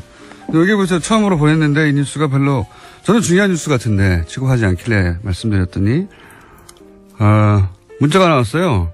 놀러 간 사람들인데 나라에서 비행기 보내주면 그 비행기상은 그 놀러 간 사람들 내야 되는 거 아닙니까? 이렇게 문자를 보내셨는데 그렇지 않습니다. 자연재해, 불가항력이잖아요. 자연재해로 해외에서 공경에 처한 자국민을 안전하게 귀국시키는 건 국가의 의무예요. 예. 그때까지 안 했던 거죠, 그거를. 그분들이 정말 놀다가 뭔가 사고가 났으면 모르겠는데요. 이분들은 자신들의 잘못이 아닌 화산 폭발로 인해서 귀국을 제대로 못하고 있는 상황이었고, 화산은 언제든지 폭발할 수 있는 상황이기 때문에 빨리 귀국해야 하는데 비행기 편이 없으니까 당연히 나라에서 전 세계 편을 보내서 귀국시켜야 하는 거죠. 그걸 의료부가 최초로 직접 했다는 게 그게 이상한 거죠. 예. 하는 건 정상입니다. 그러니까 그분들이 와서 그 비행기 싹을 내면 안 되는 거죠. 자, 문자를 많이 보내주셨는데 내부자 줄 민원 폭발. 예. 뭔가 마음에 안 들 때 이렇게 폭발합니다. 문자가. 당장 없애라. 이번 주는 당장 없애라 문자 많이 왔고요. 그리고 방금 제보가 왔는데 지하철 9호선 파업으로 그리고 차량 고장까지 있어가지고 열차가 늦어지고 있다. 여의도 방면은 정말 많은 사람들이 기다리고 있다. 이런 제보가 갑자기 많이 왔습니다. 그러고 보니까 제가 교통방송이어서 지하 교통방송을 안내하고 있지는 않지만 문자가 많이 와서 안내해드립니다. 그 외에 심재철 부의장 국회 본회의에서 야당 보는 게 내란죄입니다. 재미있는 문자 있었습니다. 여기까지 하겠습니다. 자, 원래 굉장히 핫한 코너인 내부자들과 박지원 대표 코너가 오늘 잔잔하게 진행된 관계로 오늘 이 코너가 터져줘야 됩니다. 네. 김진애 박사님 도시건축가 나오셨습니다. 안녕하십니까? 네, 안녕하세요. 네. 네, 뭐 이게 핫하다고 볼 수는 없는데 그냥 트럼프가 사랑하는 건축. 대한민국의 두 개 건축물 63타워와 롯데. 지난번에는 이제 트럼프 타워를 가지고 얘기를 했는데 오늘은 제2 롯데 타워 가지고 이제 얘기를 하니까. 그때 거론했던 타워들 롯데. 네. 두 번째 롯데. 근데 뭐에 꽂히셔서 그렇게 근사하다고 그랬을까요? 뭐가 워낙 높잖아요. 높은 거 좋아하는 거죠. 이거 뭐 남성들의 특징이기도 하죠. 미학적 관점에서 평가했다고는 보지 않고요. 예, 전혀. 관심 아마 보지도 않았을 거예요. 금빛이면 좋아한대잖아요. 근데 이거는 금빛은 아니에요. 예. 금빛은 아니고 이제 좀 하얀색 뭐 이렇게 저기를 하는데 올라가 보셨어요 혹시? 올라가 보지 못했습니다. 저도 안 봤습니다. 주차장은 주차해본 적이 있습니다. 저는 이게 참 아니요 일단 뭐 다른 여러 가지 얘기를 하기 전에 이게 이제 미국 대통령도 거론할 만큼의 일종의 랜드마크니까 일단 높고 세계에서 지금 6위인가 됩니다. 네. 그러니까 세계 10번째 안에 꼽히는 거니까 사실은 많이 좀 사랑하고 자랑스러워하고 세계에도 좀 근사하게 좀 알리고 좀 그러면 좋겠다는 생각이 당연히 들죠. 그 정도 높이의 빌딩에서 보통 이제 국가 랜드마크로 네. 굉장히 이제 자랑스러워하고 거론도 많이 하고 그러는데. 그럼요. 그러니까 뭐 하다못해 63타워도 63빌딩은 냈을 때 굉장히 많은 조명을 받았고요. 그리고 이제 여의도에 하여튼 석양 때는 또 상당히 또 아름답기도 그렇죠. 하거든요. 그래서 타고 가다 보면 예쁩니다. 그래서 이제 그것 때문에 사진도 굉장히 서울 사진으로 많이 나오기도 했는데 롯데는 이건 뭐냐면은 이게 뭐냐면은 뭔가 이거 뭐 저주받은 걸작이라고 그럴 수도 없는 거고 하여튼 뭔가가 씌었어요. 저는 그게 되게 기분이 나쁩니다. 건축 허가부터 사실은 말들이 많았잖아요. 그렇습니다. 이명박 전 대통령. 그러니까 지난번에 이제 트럼프 타워 얘기할 때 제가 그게 불법은 없었지만 범법은 있었다 그게 얘기를 했잖아요. 네. 작은 범법이 있었죠. 네. 근데 이제 이 경우에는 그러니까 불법이면 도저히 뭐가 지어질 수는 없죠. 그런데 여기에 편법과 특혜가 있었고, 그리고 편법과 특혜가 있다 보면 거기에는 항상 대기업과 이른바 정경유착에 관련된 예. 비리가 있을 수가 있다. 이것 때문에 지금 난리가 나고 있는 그런 겁니다. 의혹은 굉장히 많았죠. 그러니까 당시에도 있었고요. 예. 지금은 이제 더 심각하게. 지금 일단 이제 현재 상태를 보면 그러니까 일단 간단 요약하면 공군이 안 된다고 하는 예. 그러니까 성남 공항에 예. 활주로를 3도를 틀어가면서 그러니까요. 이거를 이제 허가를 내준 거죠. 그러니까 국가 안보, 국방과 관련된 사안인데 네. 특정 기업을 위해서 그걸 포기하면서 인허가를 내줬다. 인허가를 내준 게 18년 동안 여러 정부에서 안 된다고 다 안 했는데. 된다고 했던 네. 그것을 내줬다. 왜냐하면 공군이 안 된다는 이유가 명확하게 합리적이니까요. 네. 예. 그리고 이제 그래서 그때 공군 장군 한 분은 결국은 스스로 나가셨죠. 아마 예, 잘렸나요? 잘렸을 겁니다. 아마 뭐 이럴 정도로. 그래서 이제 그것 때문에 무척 말이 많았기 때문에 그러고 나서 이제 사실 그 다음에 말이 많아진 거는 개장할 때. 예. 개장할 때 여러 가지 균열 문제, 싱크홀 집안 문제, 문제, 예. 뭐 여러 가지 등등의 문제들이 많이 이것저것 터졌습니다. 그래서 이제 그것 때문에 과연 이것이 안전하냐 네. 이것에 대한 게 있는데 지금 현재 문제가 된 거는 지금 여러 가지 적폐청산의 과정 중에서 예. 특히 이제 박범계 의원께서 굉장히 강하게 이제 주장을 하시죠. 이건 명백하다라고. 롯데하고, 예. 네, 롯데하고 이명박 정부하고의 분명히 비리가 있다. 그러니까 이거를 있다. 이제 검찰에서 조사를 해야 된다. 그래서 검찰에서 조사를 한다고까지는 했습니다. 아직은 그거에 대한 거가 더 나오지는 않았는데요. 그런데 지금 그런 상황에 있기 때문에 뭐 그러니까 근데요, 제가 아무리 봐도 세계에 이런 일이 없습니다. 이 정도 그러니까 규모의 건물에 이 정도 규모의 건물에 예. 이 그야말로 정도의 군의 비리가 공항을 가지고 그걸 틀어내면서 이런 정도의 편법과 특혜를 가지고 했던 예가 없어요. 왜냐하면 아시다시피 100층 이상 건물쯤 되면 일단은 국가적으로 다 국민적 관심이 국가적 관심입니다. 예. 그러니까 여기에 관련돼 가지고는 굉장히 다 축복을 해주려고 좀 노력을 하는 엠파이어 편이에요. 스테이트 빌딩 보세요. 아직도 자랑으로 삼고 있잖아요. 100년 전에 지었는데 예. 정말 그거 아세요?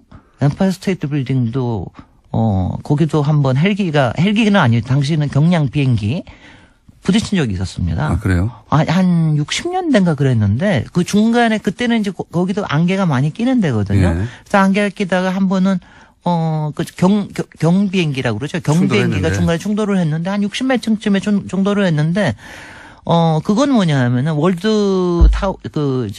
무너진 테러로 무너진 예. 그 월트레이드 타워. 트레이드 타워하고는 좀 달리 이거는 구조가 워낙 제가 튼튼해가지고. 100년 전에 그냥 석조로 지었잖아요. 그야말로 싸서 지은 겁니다. 물론 철근 콘크리트를 하긴 안 했지만 무너질 것 같아요. 딱 보면. 그러니까 하면은 옆에만 부서졌습니다. 그냥. 예. 부서졌는데 이제 그랬고요.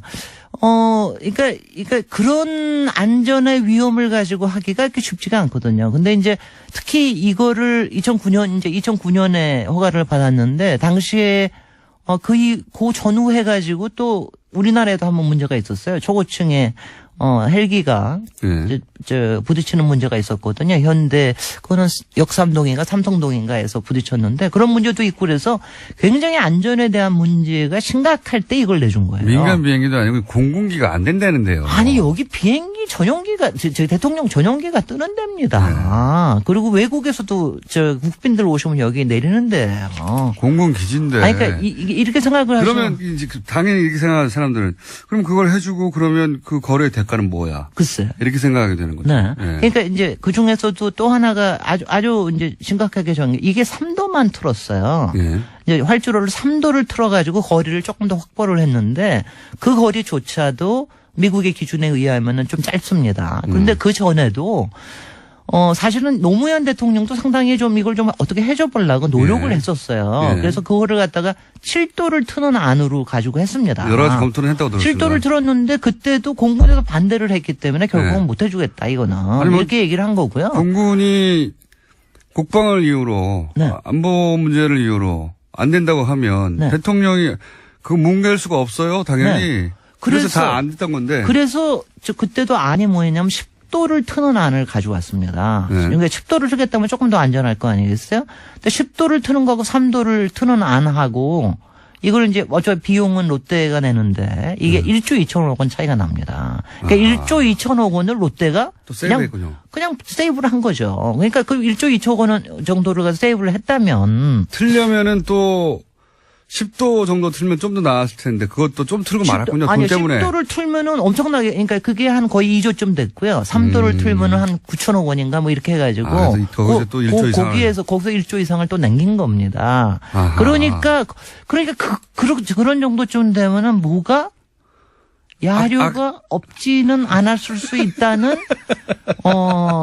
느낌적인 느낌이 아니라 확신적인 확신이 드는 거죠. 그러니까 그런 생각이 근데 뭐 때문에 그렇게 해줬을까 도대체. 더군다나 네. 돈 이게 때문이죠, 돈 때문에. 대통령이 당선되고 난 다음에 첫 해에 벌써 검토가 시작이 됐습니다. 그래서 1년 만에 허가를 내줬거든요. 그때 당시 되자마자 대기업들은요 그동안의 민원들 네. 꼭 해결하고 싶은데 해결하지 못했던 민원들을 다 들고 갔다는 얘기가 있어요. 글쎄요. 그래서 특히 롯데하고의 관계는 굉장히 많이 특이했죠. 이거 당선자 시절에 롯데, 시내에 있는 롯데 호텔에 예. 뭐 몇 층을 한 층을 다 뭐 썼다고 그러기도 하고 롯데 호텔은 왜 무슨 일만 있으면 롯데 호텔 얘기가 나오는 겁니까?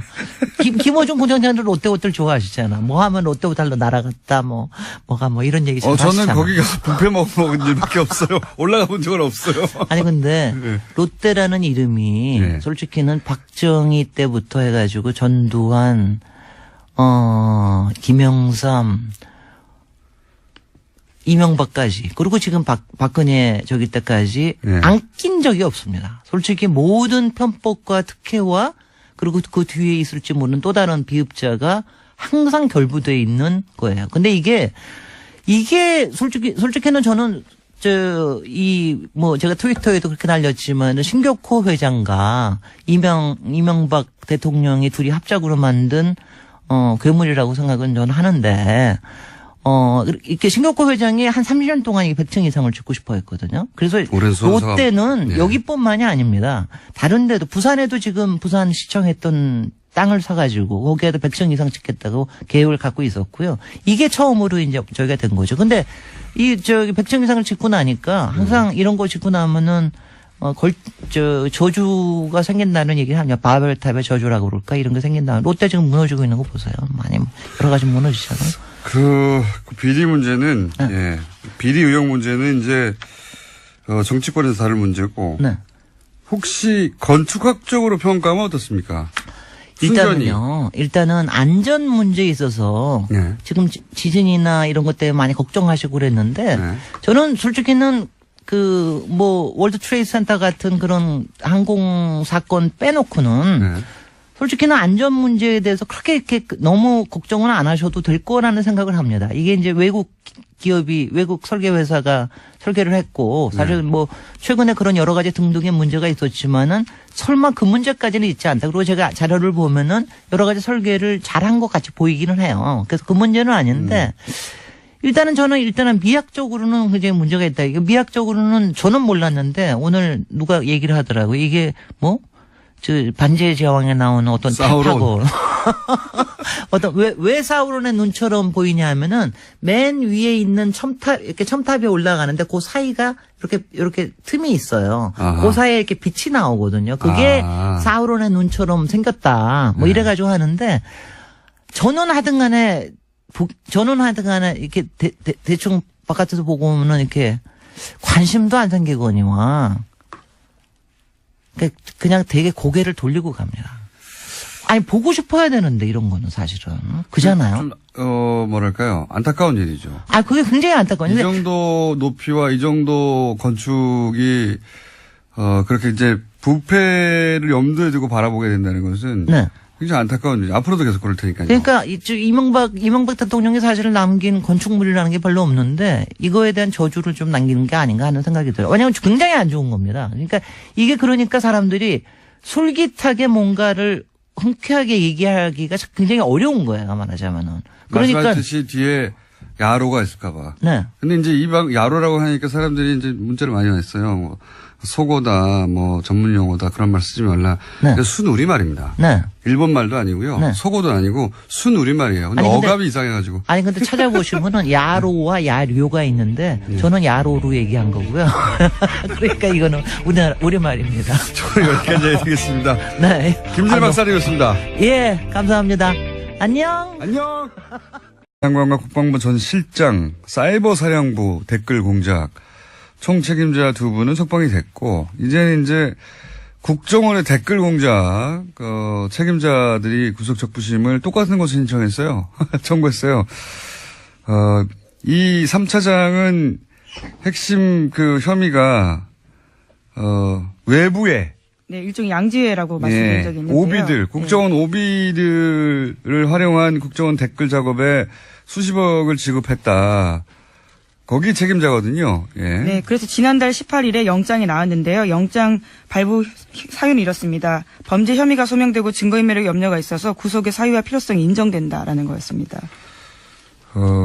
심광렬 부장판사가 과연 이 정도 상황에서 국정원 차장까지, 국정원 3차장이면 원세훈 바로 아래란 말이죠. 그렇죠. 예. 네.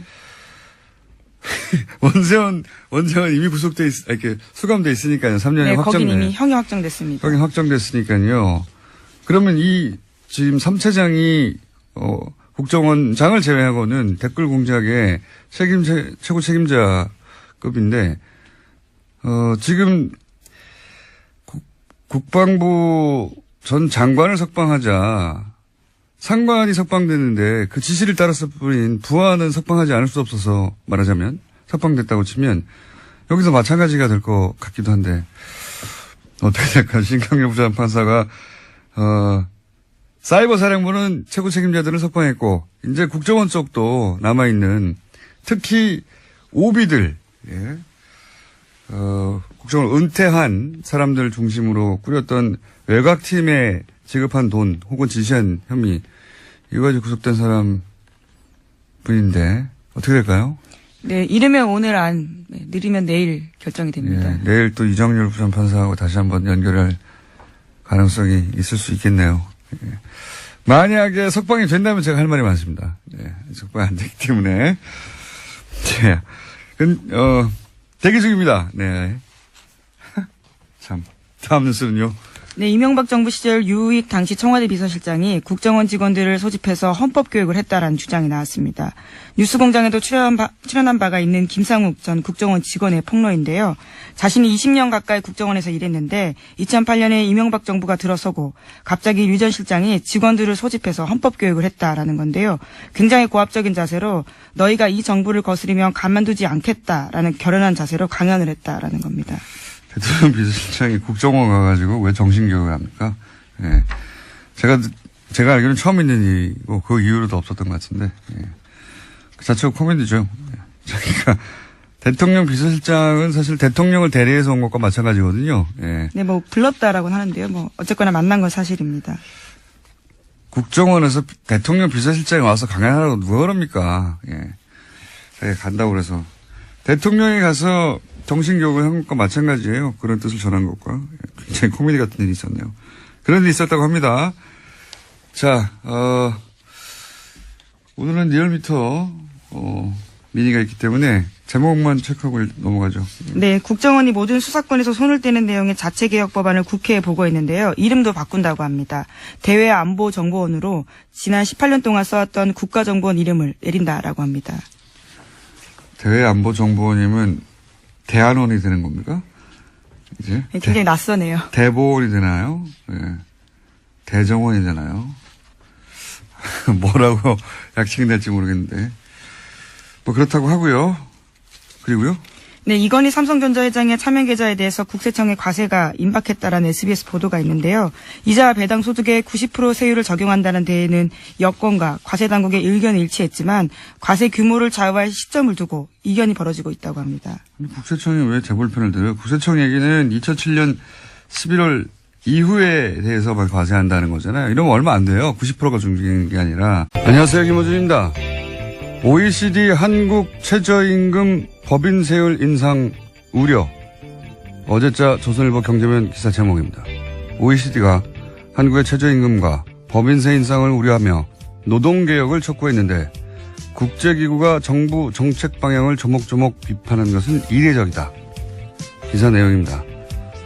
이런 보고서는 건조한 분석만 하기 마련인데 특정 정부의 특정 정책을 조목조목 비판했다. 그런데 그런 소식을 전하는 게 조선일보다. 그래서 보고서를 찾아봤습니다. 아니었습니다.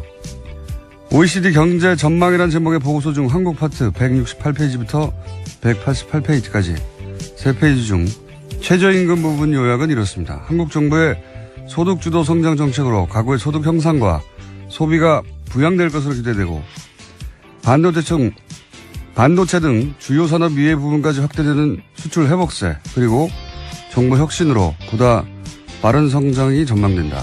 하지만 생산성 혁신이 동반되지 않고 최저임금만 인상된다면 경쟁력을 약화시킬 수 있다. 노동개혁이라는 문장은 아예 없고 법인세 부분은 긍정적인 경제 전망과 그에 따른 리스크 부분을 설명하며 소기업의 경우 법인세 인상은 기업 투자를 약화시킬 수 있다. 한 문장 드라이하게 병렬하고 있을 뿐입니다. 이게 무슨 이례적인 조목조목 비판입니까? 아주 전형적인 보고서일 뿐만 아니라 다른 국가도 똑같은 포맷이고 게다가 한국편은 전반적으로 긍정적인 전망입니다.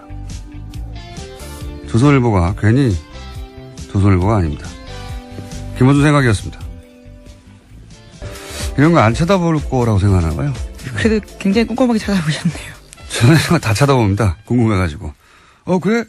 그럴 수도 있고 아닐 수도 있잖아요. 예. 그런데 이제 이례적이다. 뭐 이렇게 해서 특히 해외에 나온 보고서나 해외 기사나 해외 사례 얘기하면 다 찾아봅니다. 저는. 예. 전혀 사실과 다르다. 예.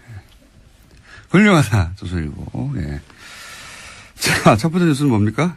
네, 원세훈 전 국정원장이 특수활동비를 해외로 빼돌린 정황이 포착됐다라는 건데요. 검찰이 수사에 나섰습니다. 검찰은 국정원이 2011년 말에서 2012년 초 특활비 200만 달러를 미국 스탠퍼드 대학으로 송금한 과정 등에 대해서 자료를 넘겨받아서 검토하고 있다라고 하는데요. 이와 관련해서는 국정원 기조실 관계자들에 대한 진술도 확보했다라고 합니다. 원 전 원장의 지시로 200만 달러를 송금했다라는 건데요. 뿐만 아니라 현지의 주택을 구입할 목적 등으로 특활비를 추가로 빼돌렸다라는 의혹도 검찰이 수사하고 있습니다. 원세훈 전 국정원장 특수활동비 해외 유출 그리고 착복 의혹에 대해서는 사실 주준희 기자하고 제가 오래전부터 의혹이 있다고 제기해왔던 바 또 JTBC가 특종을 네, 어려부터 얘기하는데 영화로도 만들었어요, 사실. 영화에 일부 들어있는데. 제가 대략 알고 있는 사연이 이렇습니다. 원세훈 원장이, 말하자면 은퇴를 대비해서 스탠퍼드 대학에 1년인가 연구원으로 있었던 적이 있거든요. 그때 아마 마음에 들었나 봐요. 2006년이었습니다. 예, 그게 마음에 들었나 봐요. 예, 날씨도 좋잖아요, 거기가. 그래서 거기에 돈을 내고 일종의 거점을 만들어서, 예, 연구원 자격으로 이후 본인의 활동 거점으로 계속 삼으려고 했던 그런 구상이 있었나 봐요. 예, 그래서 그쪽으로 돈을 빼돌렸다. 예. 이거 하나 하고 어제 이제 JTBC 보도는 안 나왔는데 캐나다에 가족이 있습니다. 네, 가족이 있기도 있는데 그 캐나다 쪽으로도 이 빼돌린 의혹을 주장한 바 있습니다. 저희가 의혹이 있다고. 그리고 이렇게 돈을 빼돌리는 과정에 외교 행랑을 이용하기도 했다 하는 제보가 있었기 때문에 저수지 게임이라고 저희가 예. 지나간 다음에 자꾸 언급하게 되는데 그 영화에서 여기서 이제 여당은 무슨 소리냐 2008년에 불법 범죄 행위가 확인됐으니까 그 이전 5년 이렇게 되면 이제 몇천억이 되는 거거든요. 네, 과세 범위가 확 늘어납니다. 국세청은 세금을 줄이자고 하는 것과 마찬가지입니다. 예, 참. 그런 일이 있습니다. 국세청은 세금 조금, 퍼센티지는 중요한 게 아니고요. 예, 세금을 조금 내자고 기간 가지고 여당과 지금 다투고 있고요. 그리고 오늘 재밌는 뉴스가 하나 있는데 대부분 잘 다루지 않아서 잠깐 말씀드리면 발리에서 화산 폭발. 네, 예. 그렇죠. 인도네시아 발리에서 화산 분화 일어나서 공항이 폐쇄됐습니다. 네. 외교부에서 최초라고 해요. 최초로 그 자국민 귀국용으로 전 세계를 보냈는데, 예. 최초인데 크게 보도가 안 되더라고요. 네, 어제 문재인 대통령이 관련된 지시를 했고요. 오늘 아시아나 항공을 통해서 전 세계를 운항하기로 했다고 합니다. 아시아나가 갔다는 얘기만 하고, 예. 그게 외교부에서 직접 보낸 최초의 전세기입니다. 우리나라 자국민 귀국시키려고. 재밌는 뉴스인데, 예. 별달리 보도가 안 되길래 언급했습니다. 여기까지 하겠습니다. 예, 시사인의 시사인 김은지였습니다. 감사합니다. 바로 이어서 리얼미터 그것마저 알려주마. 자, 대통령 지지율 한 1, 2% 내에 있죠. 왔다 갔다 하는 게. 안녕하십니까. 권순정 실장님 나오셨습니다. 네. 네. 1, 2% 이내에 올라가나 내려가나 마찬가지죠? 네, 마찬가지지만 내용 분석을 해보면 네. 흐름이 좀 잡히긴 합니다. 4주 연속 상승 흐름이었습니다. 네. 근데 이번엔 소폭 빠졌습니다. 빠질 때가 조금 되지 않나 싶은데요. 아니, 뭐. 1.8%포인트 하락해서 미사일도 쐈잖아요. 71.2%였습니다. 네. 그리고 부정평가는 2.5%포인트 오른 23.9%였고요. 그래서 사실상 큰 폭의 하락은 아니고요. 많은 분들이 어제 북한 그 미사일 발사 때문에 내렸나 네. 라고 오해를 하실까봐 네. 일간을 준비를 했는데요. 27일 월요일에는 72.5%, 28일 화요일에는 70.4%, 네. 29일 수요일 어제죠. 71%로 올랐는데 여기 잘 보시면은 약간 화요일 날 약간 내려 다시 올라가는 거네요. 예, 약간이 말하자면. 아닙니다. 29일 수요일의 그 구성은 28일 전날 500명하고 당일날 500명 구성인데요. 전날 화요일날 500명은 69%까지 떨어졌고요. 어제는 73%까지 올랐어요. 그래서 미사일 이제 조금 더 며칠 더 봐야 되겠지만 어제는 73%로 올랐고 500명 화요일 날, 예, 화요일 날은 70%대로 70% 69% 69.4%로 내렸습니다. 그래서 그럼 이제 5월 통합을 화사에 하면은 무슨 일이 29일 있었죠? 일간 집기가 71%인데 네.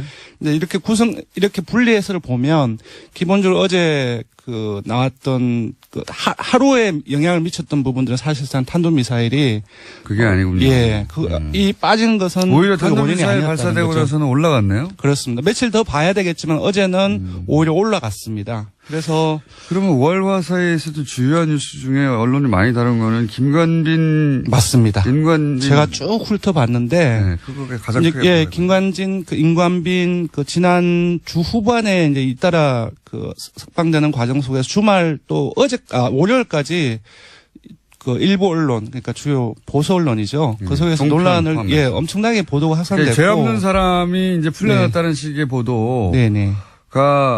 보수 매체와 정편을 통해서 굉장히 많이 보도가 됐는데 맞습니다. 거기 노출됐던 50대 이상이나 혹은 영남 지역 이쪽에서 맞습니다. 죄 없는 사람 예. 역시 죄 없는 사람이었구나. 네네. 판사가 죄가 없어 풀어줬구나. 네네. 이렇게 받아들일 만한 뉴스들이 많았거든요. 예, 세부 분석을 해보니까 금방 말씀하시는 것처럼 동일하게 나타났습니다. 제가 잘 알아요, 그런 거는. 예, 50대 이상, 그리고 그 중에서도 60대 이상에서 무려 6.7% 정도가 빠졌고요.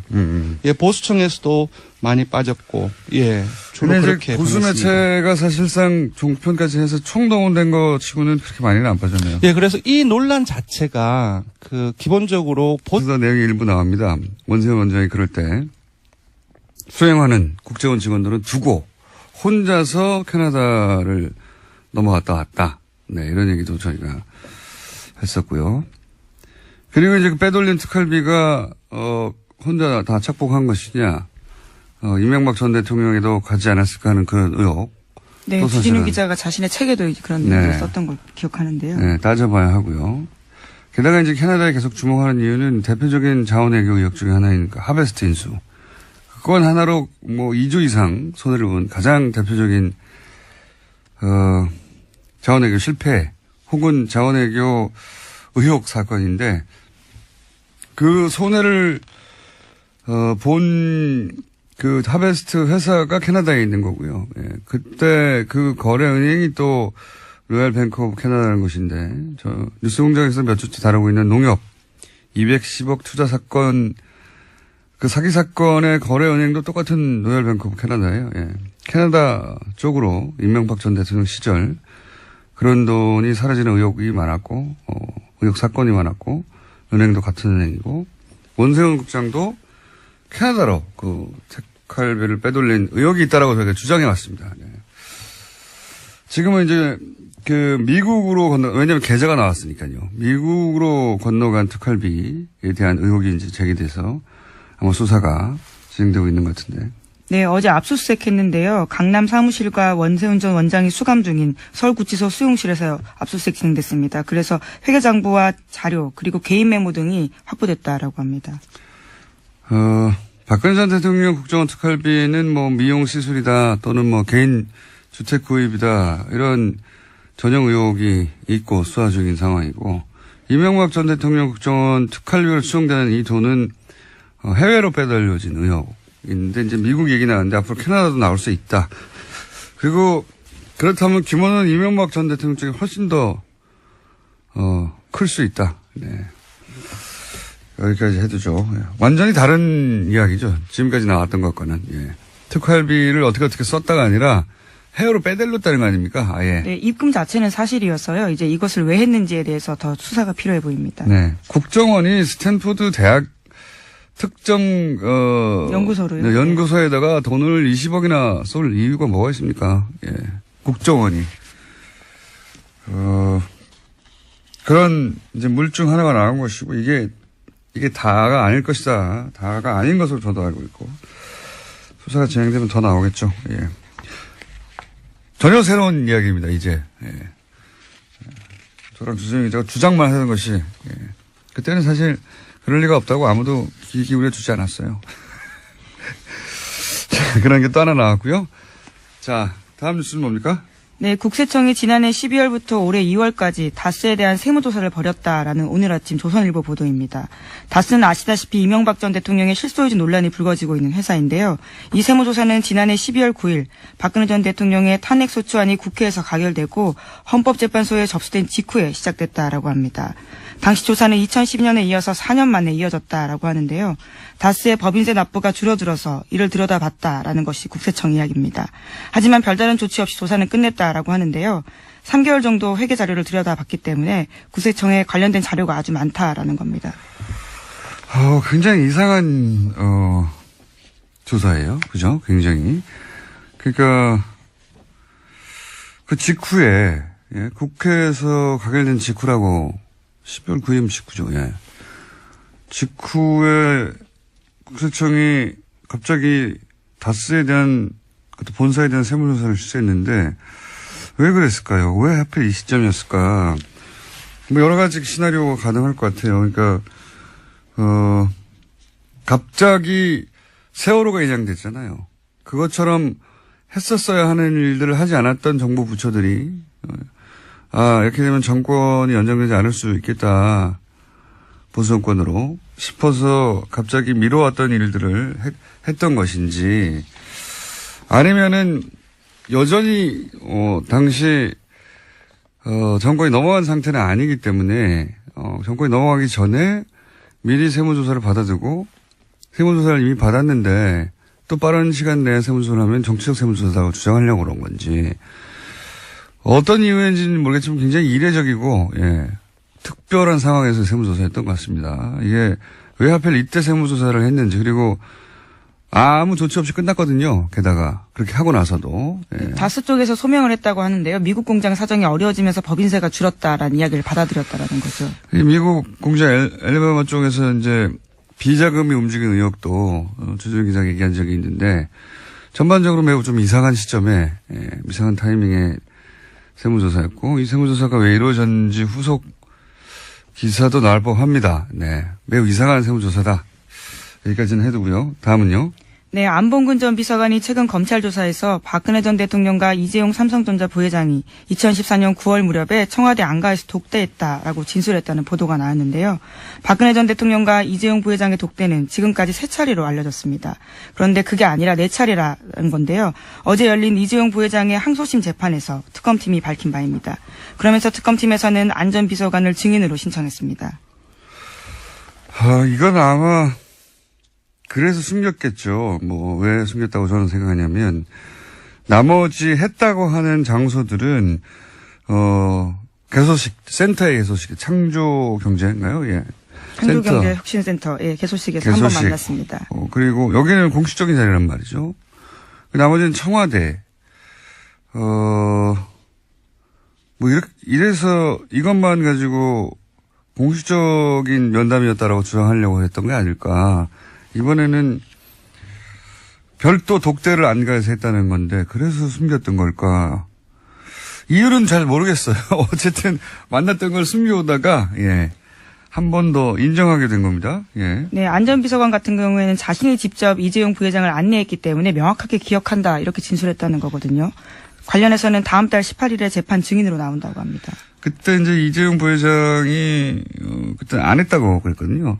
뭐 굳이 3번 만났는데 4번째 만나는 걸 안 했다고 말할 필요가 없는데 이때는 안 가해서 독대했기 때문이 아닐까? 뭐 이런 생각을 하긴 합니다만 모르겠습니다. 도대체 이때는 무슨 생각하라고 그 바로 직전의 만남은 아마 전후에 그때 만났다고 하면 설명이 안 되는 시나리오가 있었겠죠. 네, 그게 뭔지는 모르겠어요. 예, 뭔지는 모르겠는데 특검은 이때 만났다고 주장했었죠. 네, 계속해서 주장했습니다. 네, 법원에서는 인정 안 했는데 이번에는 이제 특검이 파악했던 대로 그 전에도 만났다는 게 이제 추가 증거가 나왔기 때문에요. 이런 진술들이 좀 힘을 얻고 있는 겁니다. 대부분의 뉴스를 제가 비슷하게 추정할 수 있는데 잘 모르겠네요, 이거는. 게다가 국세청이 왜 하필 12월 9일 예, 직후예요. 네. 네, 12월 9일이면 탄핵안이 가결된 날인데 날입니다. 네. 가결된 당일날 국세청이 갑자기 세무조사 했다는 것도 당일까지는 아니고 그 직후라고 나오는데 아무튼 그 시점입니다. 그게 이상하네요. 혹시 미리 국세청이 한번 훑어보고 이런 걸 조심하라고 이런 걸 대비하라고 하려고 그런 건가요? 뭔지 모르겠습니다. 특이한 시점입니다. 굉장히 후속 취재가 있어야 될 것 같은 사안이고요. 다음 뉴스는요? 네, 국정원의 댓글 공작 혐의 등으로 구속된 이종명 전 3차장도 법원에 구속적부 심사를 청구했습니다. 이 전 차장에 대한 구속적부심이 오늘 열리는데요. 신광열 부장판사가 맡고 있는 서울중앙지법 형사합의 51부가 심리를 진행합니다. 이곳은 김관진 전 장관과 임관빈 전 실장이 구속적부심을 담당했던 곳입니다. 야, 예, 국방부 전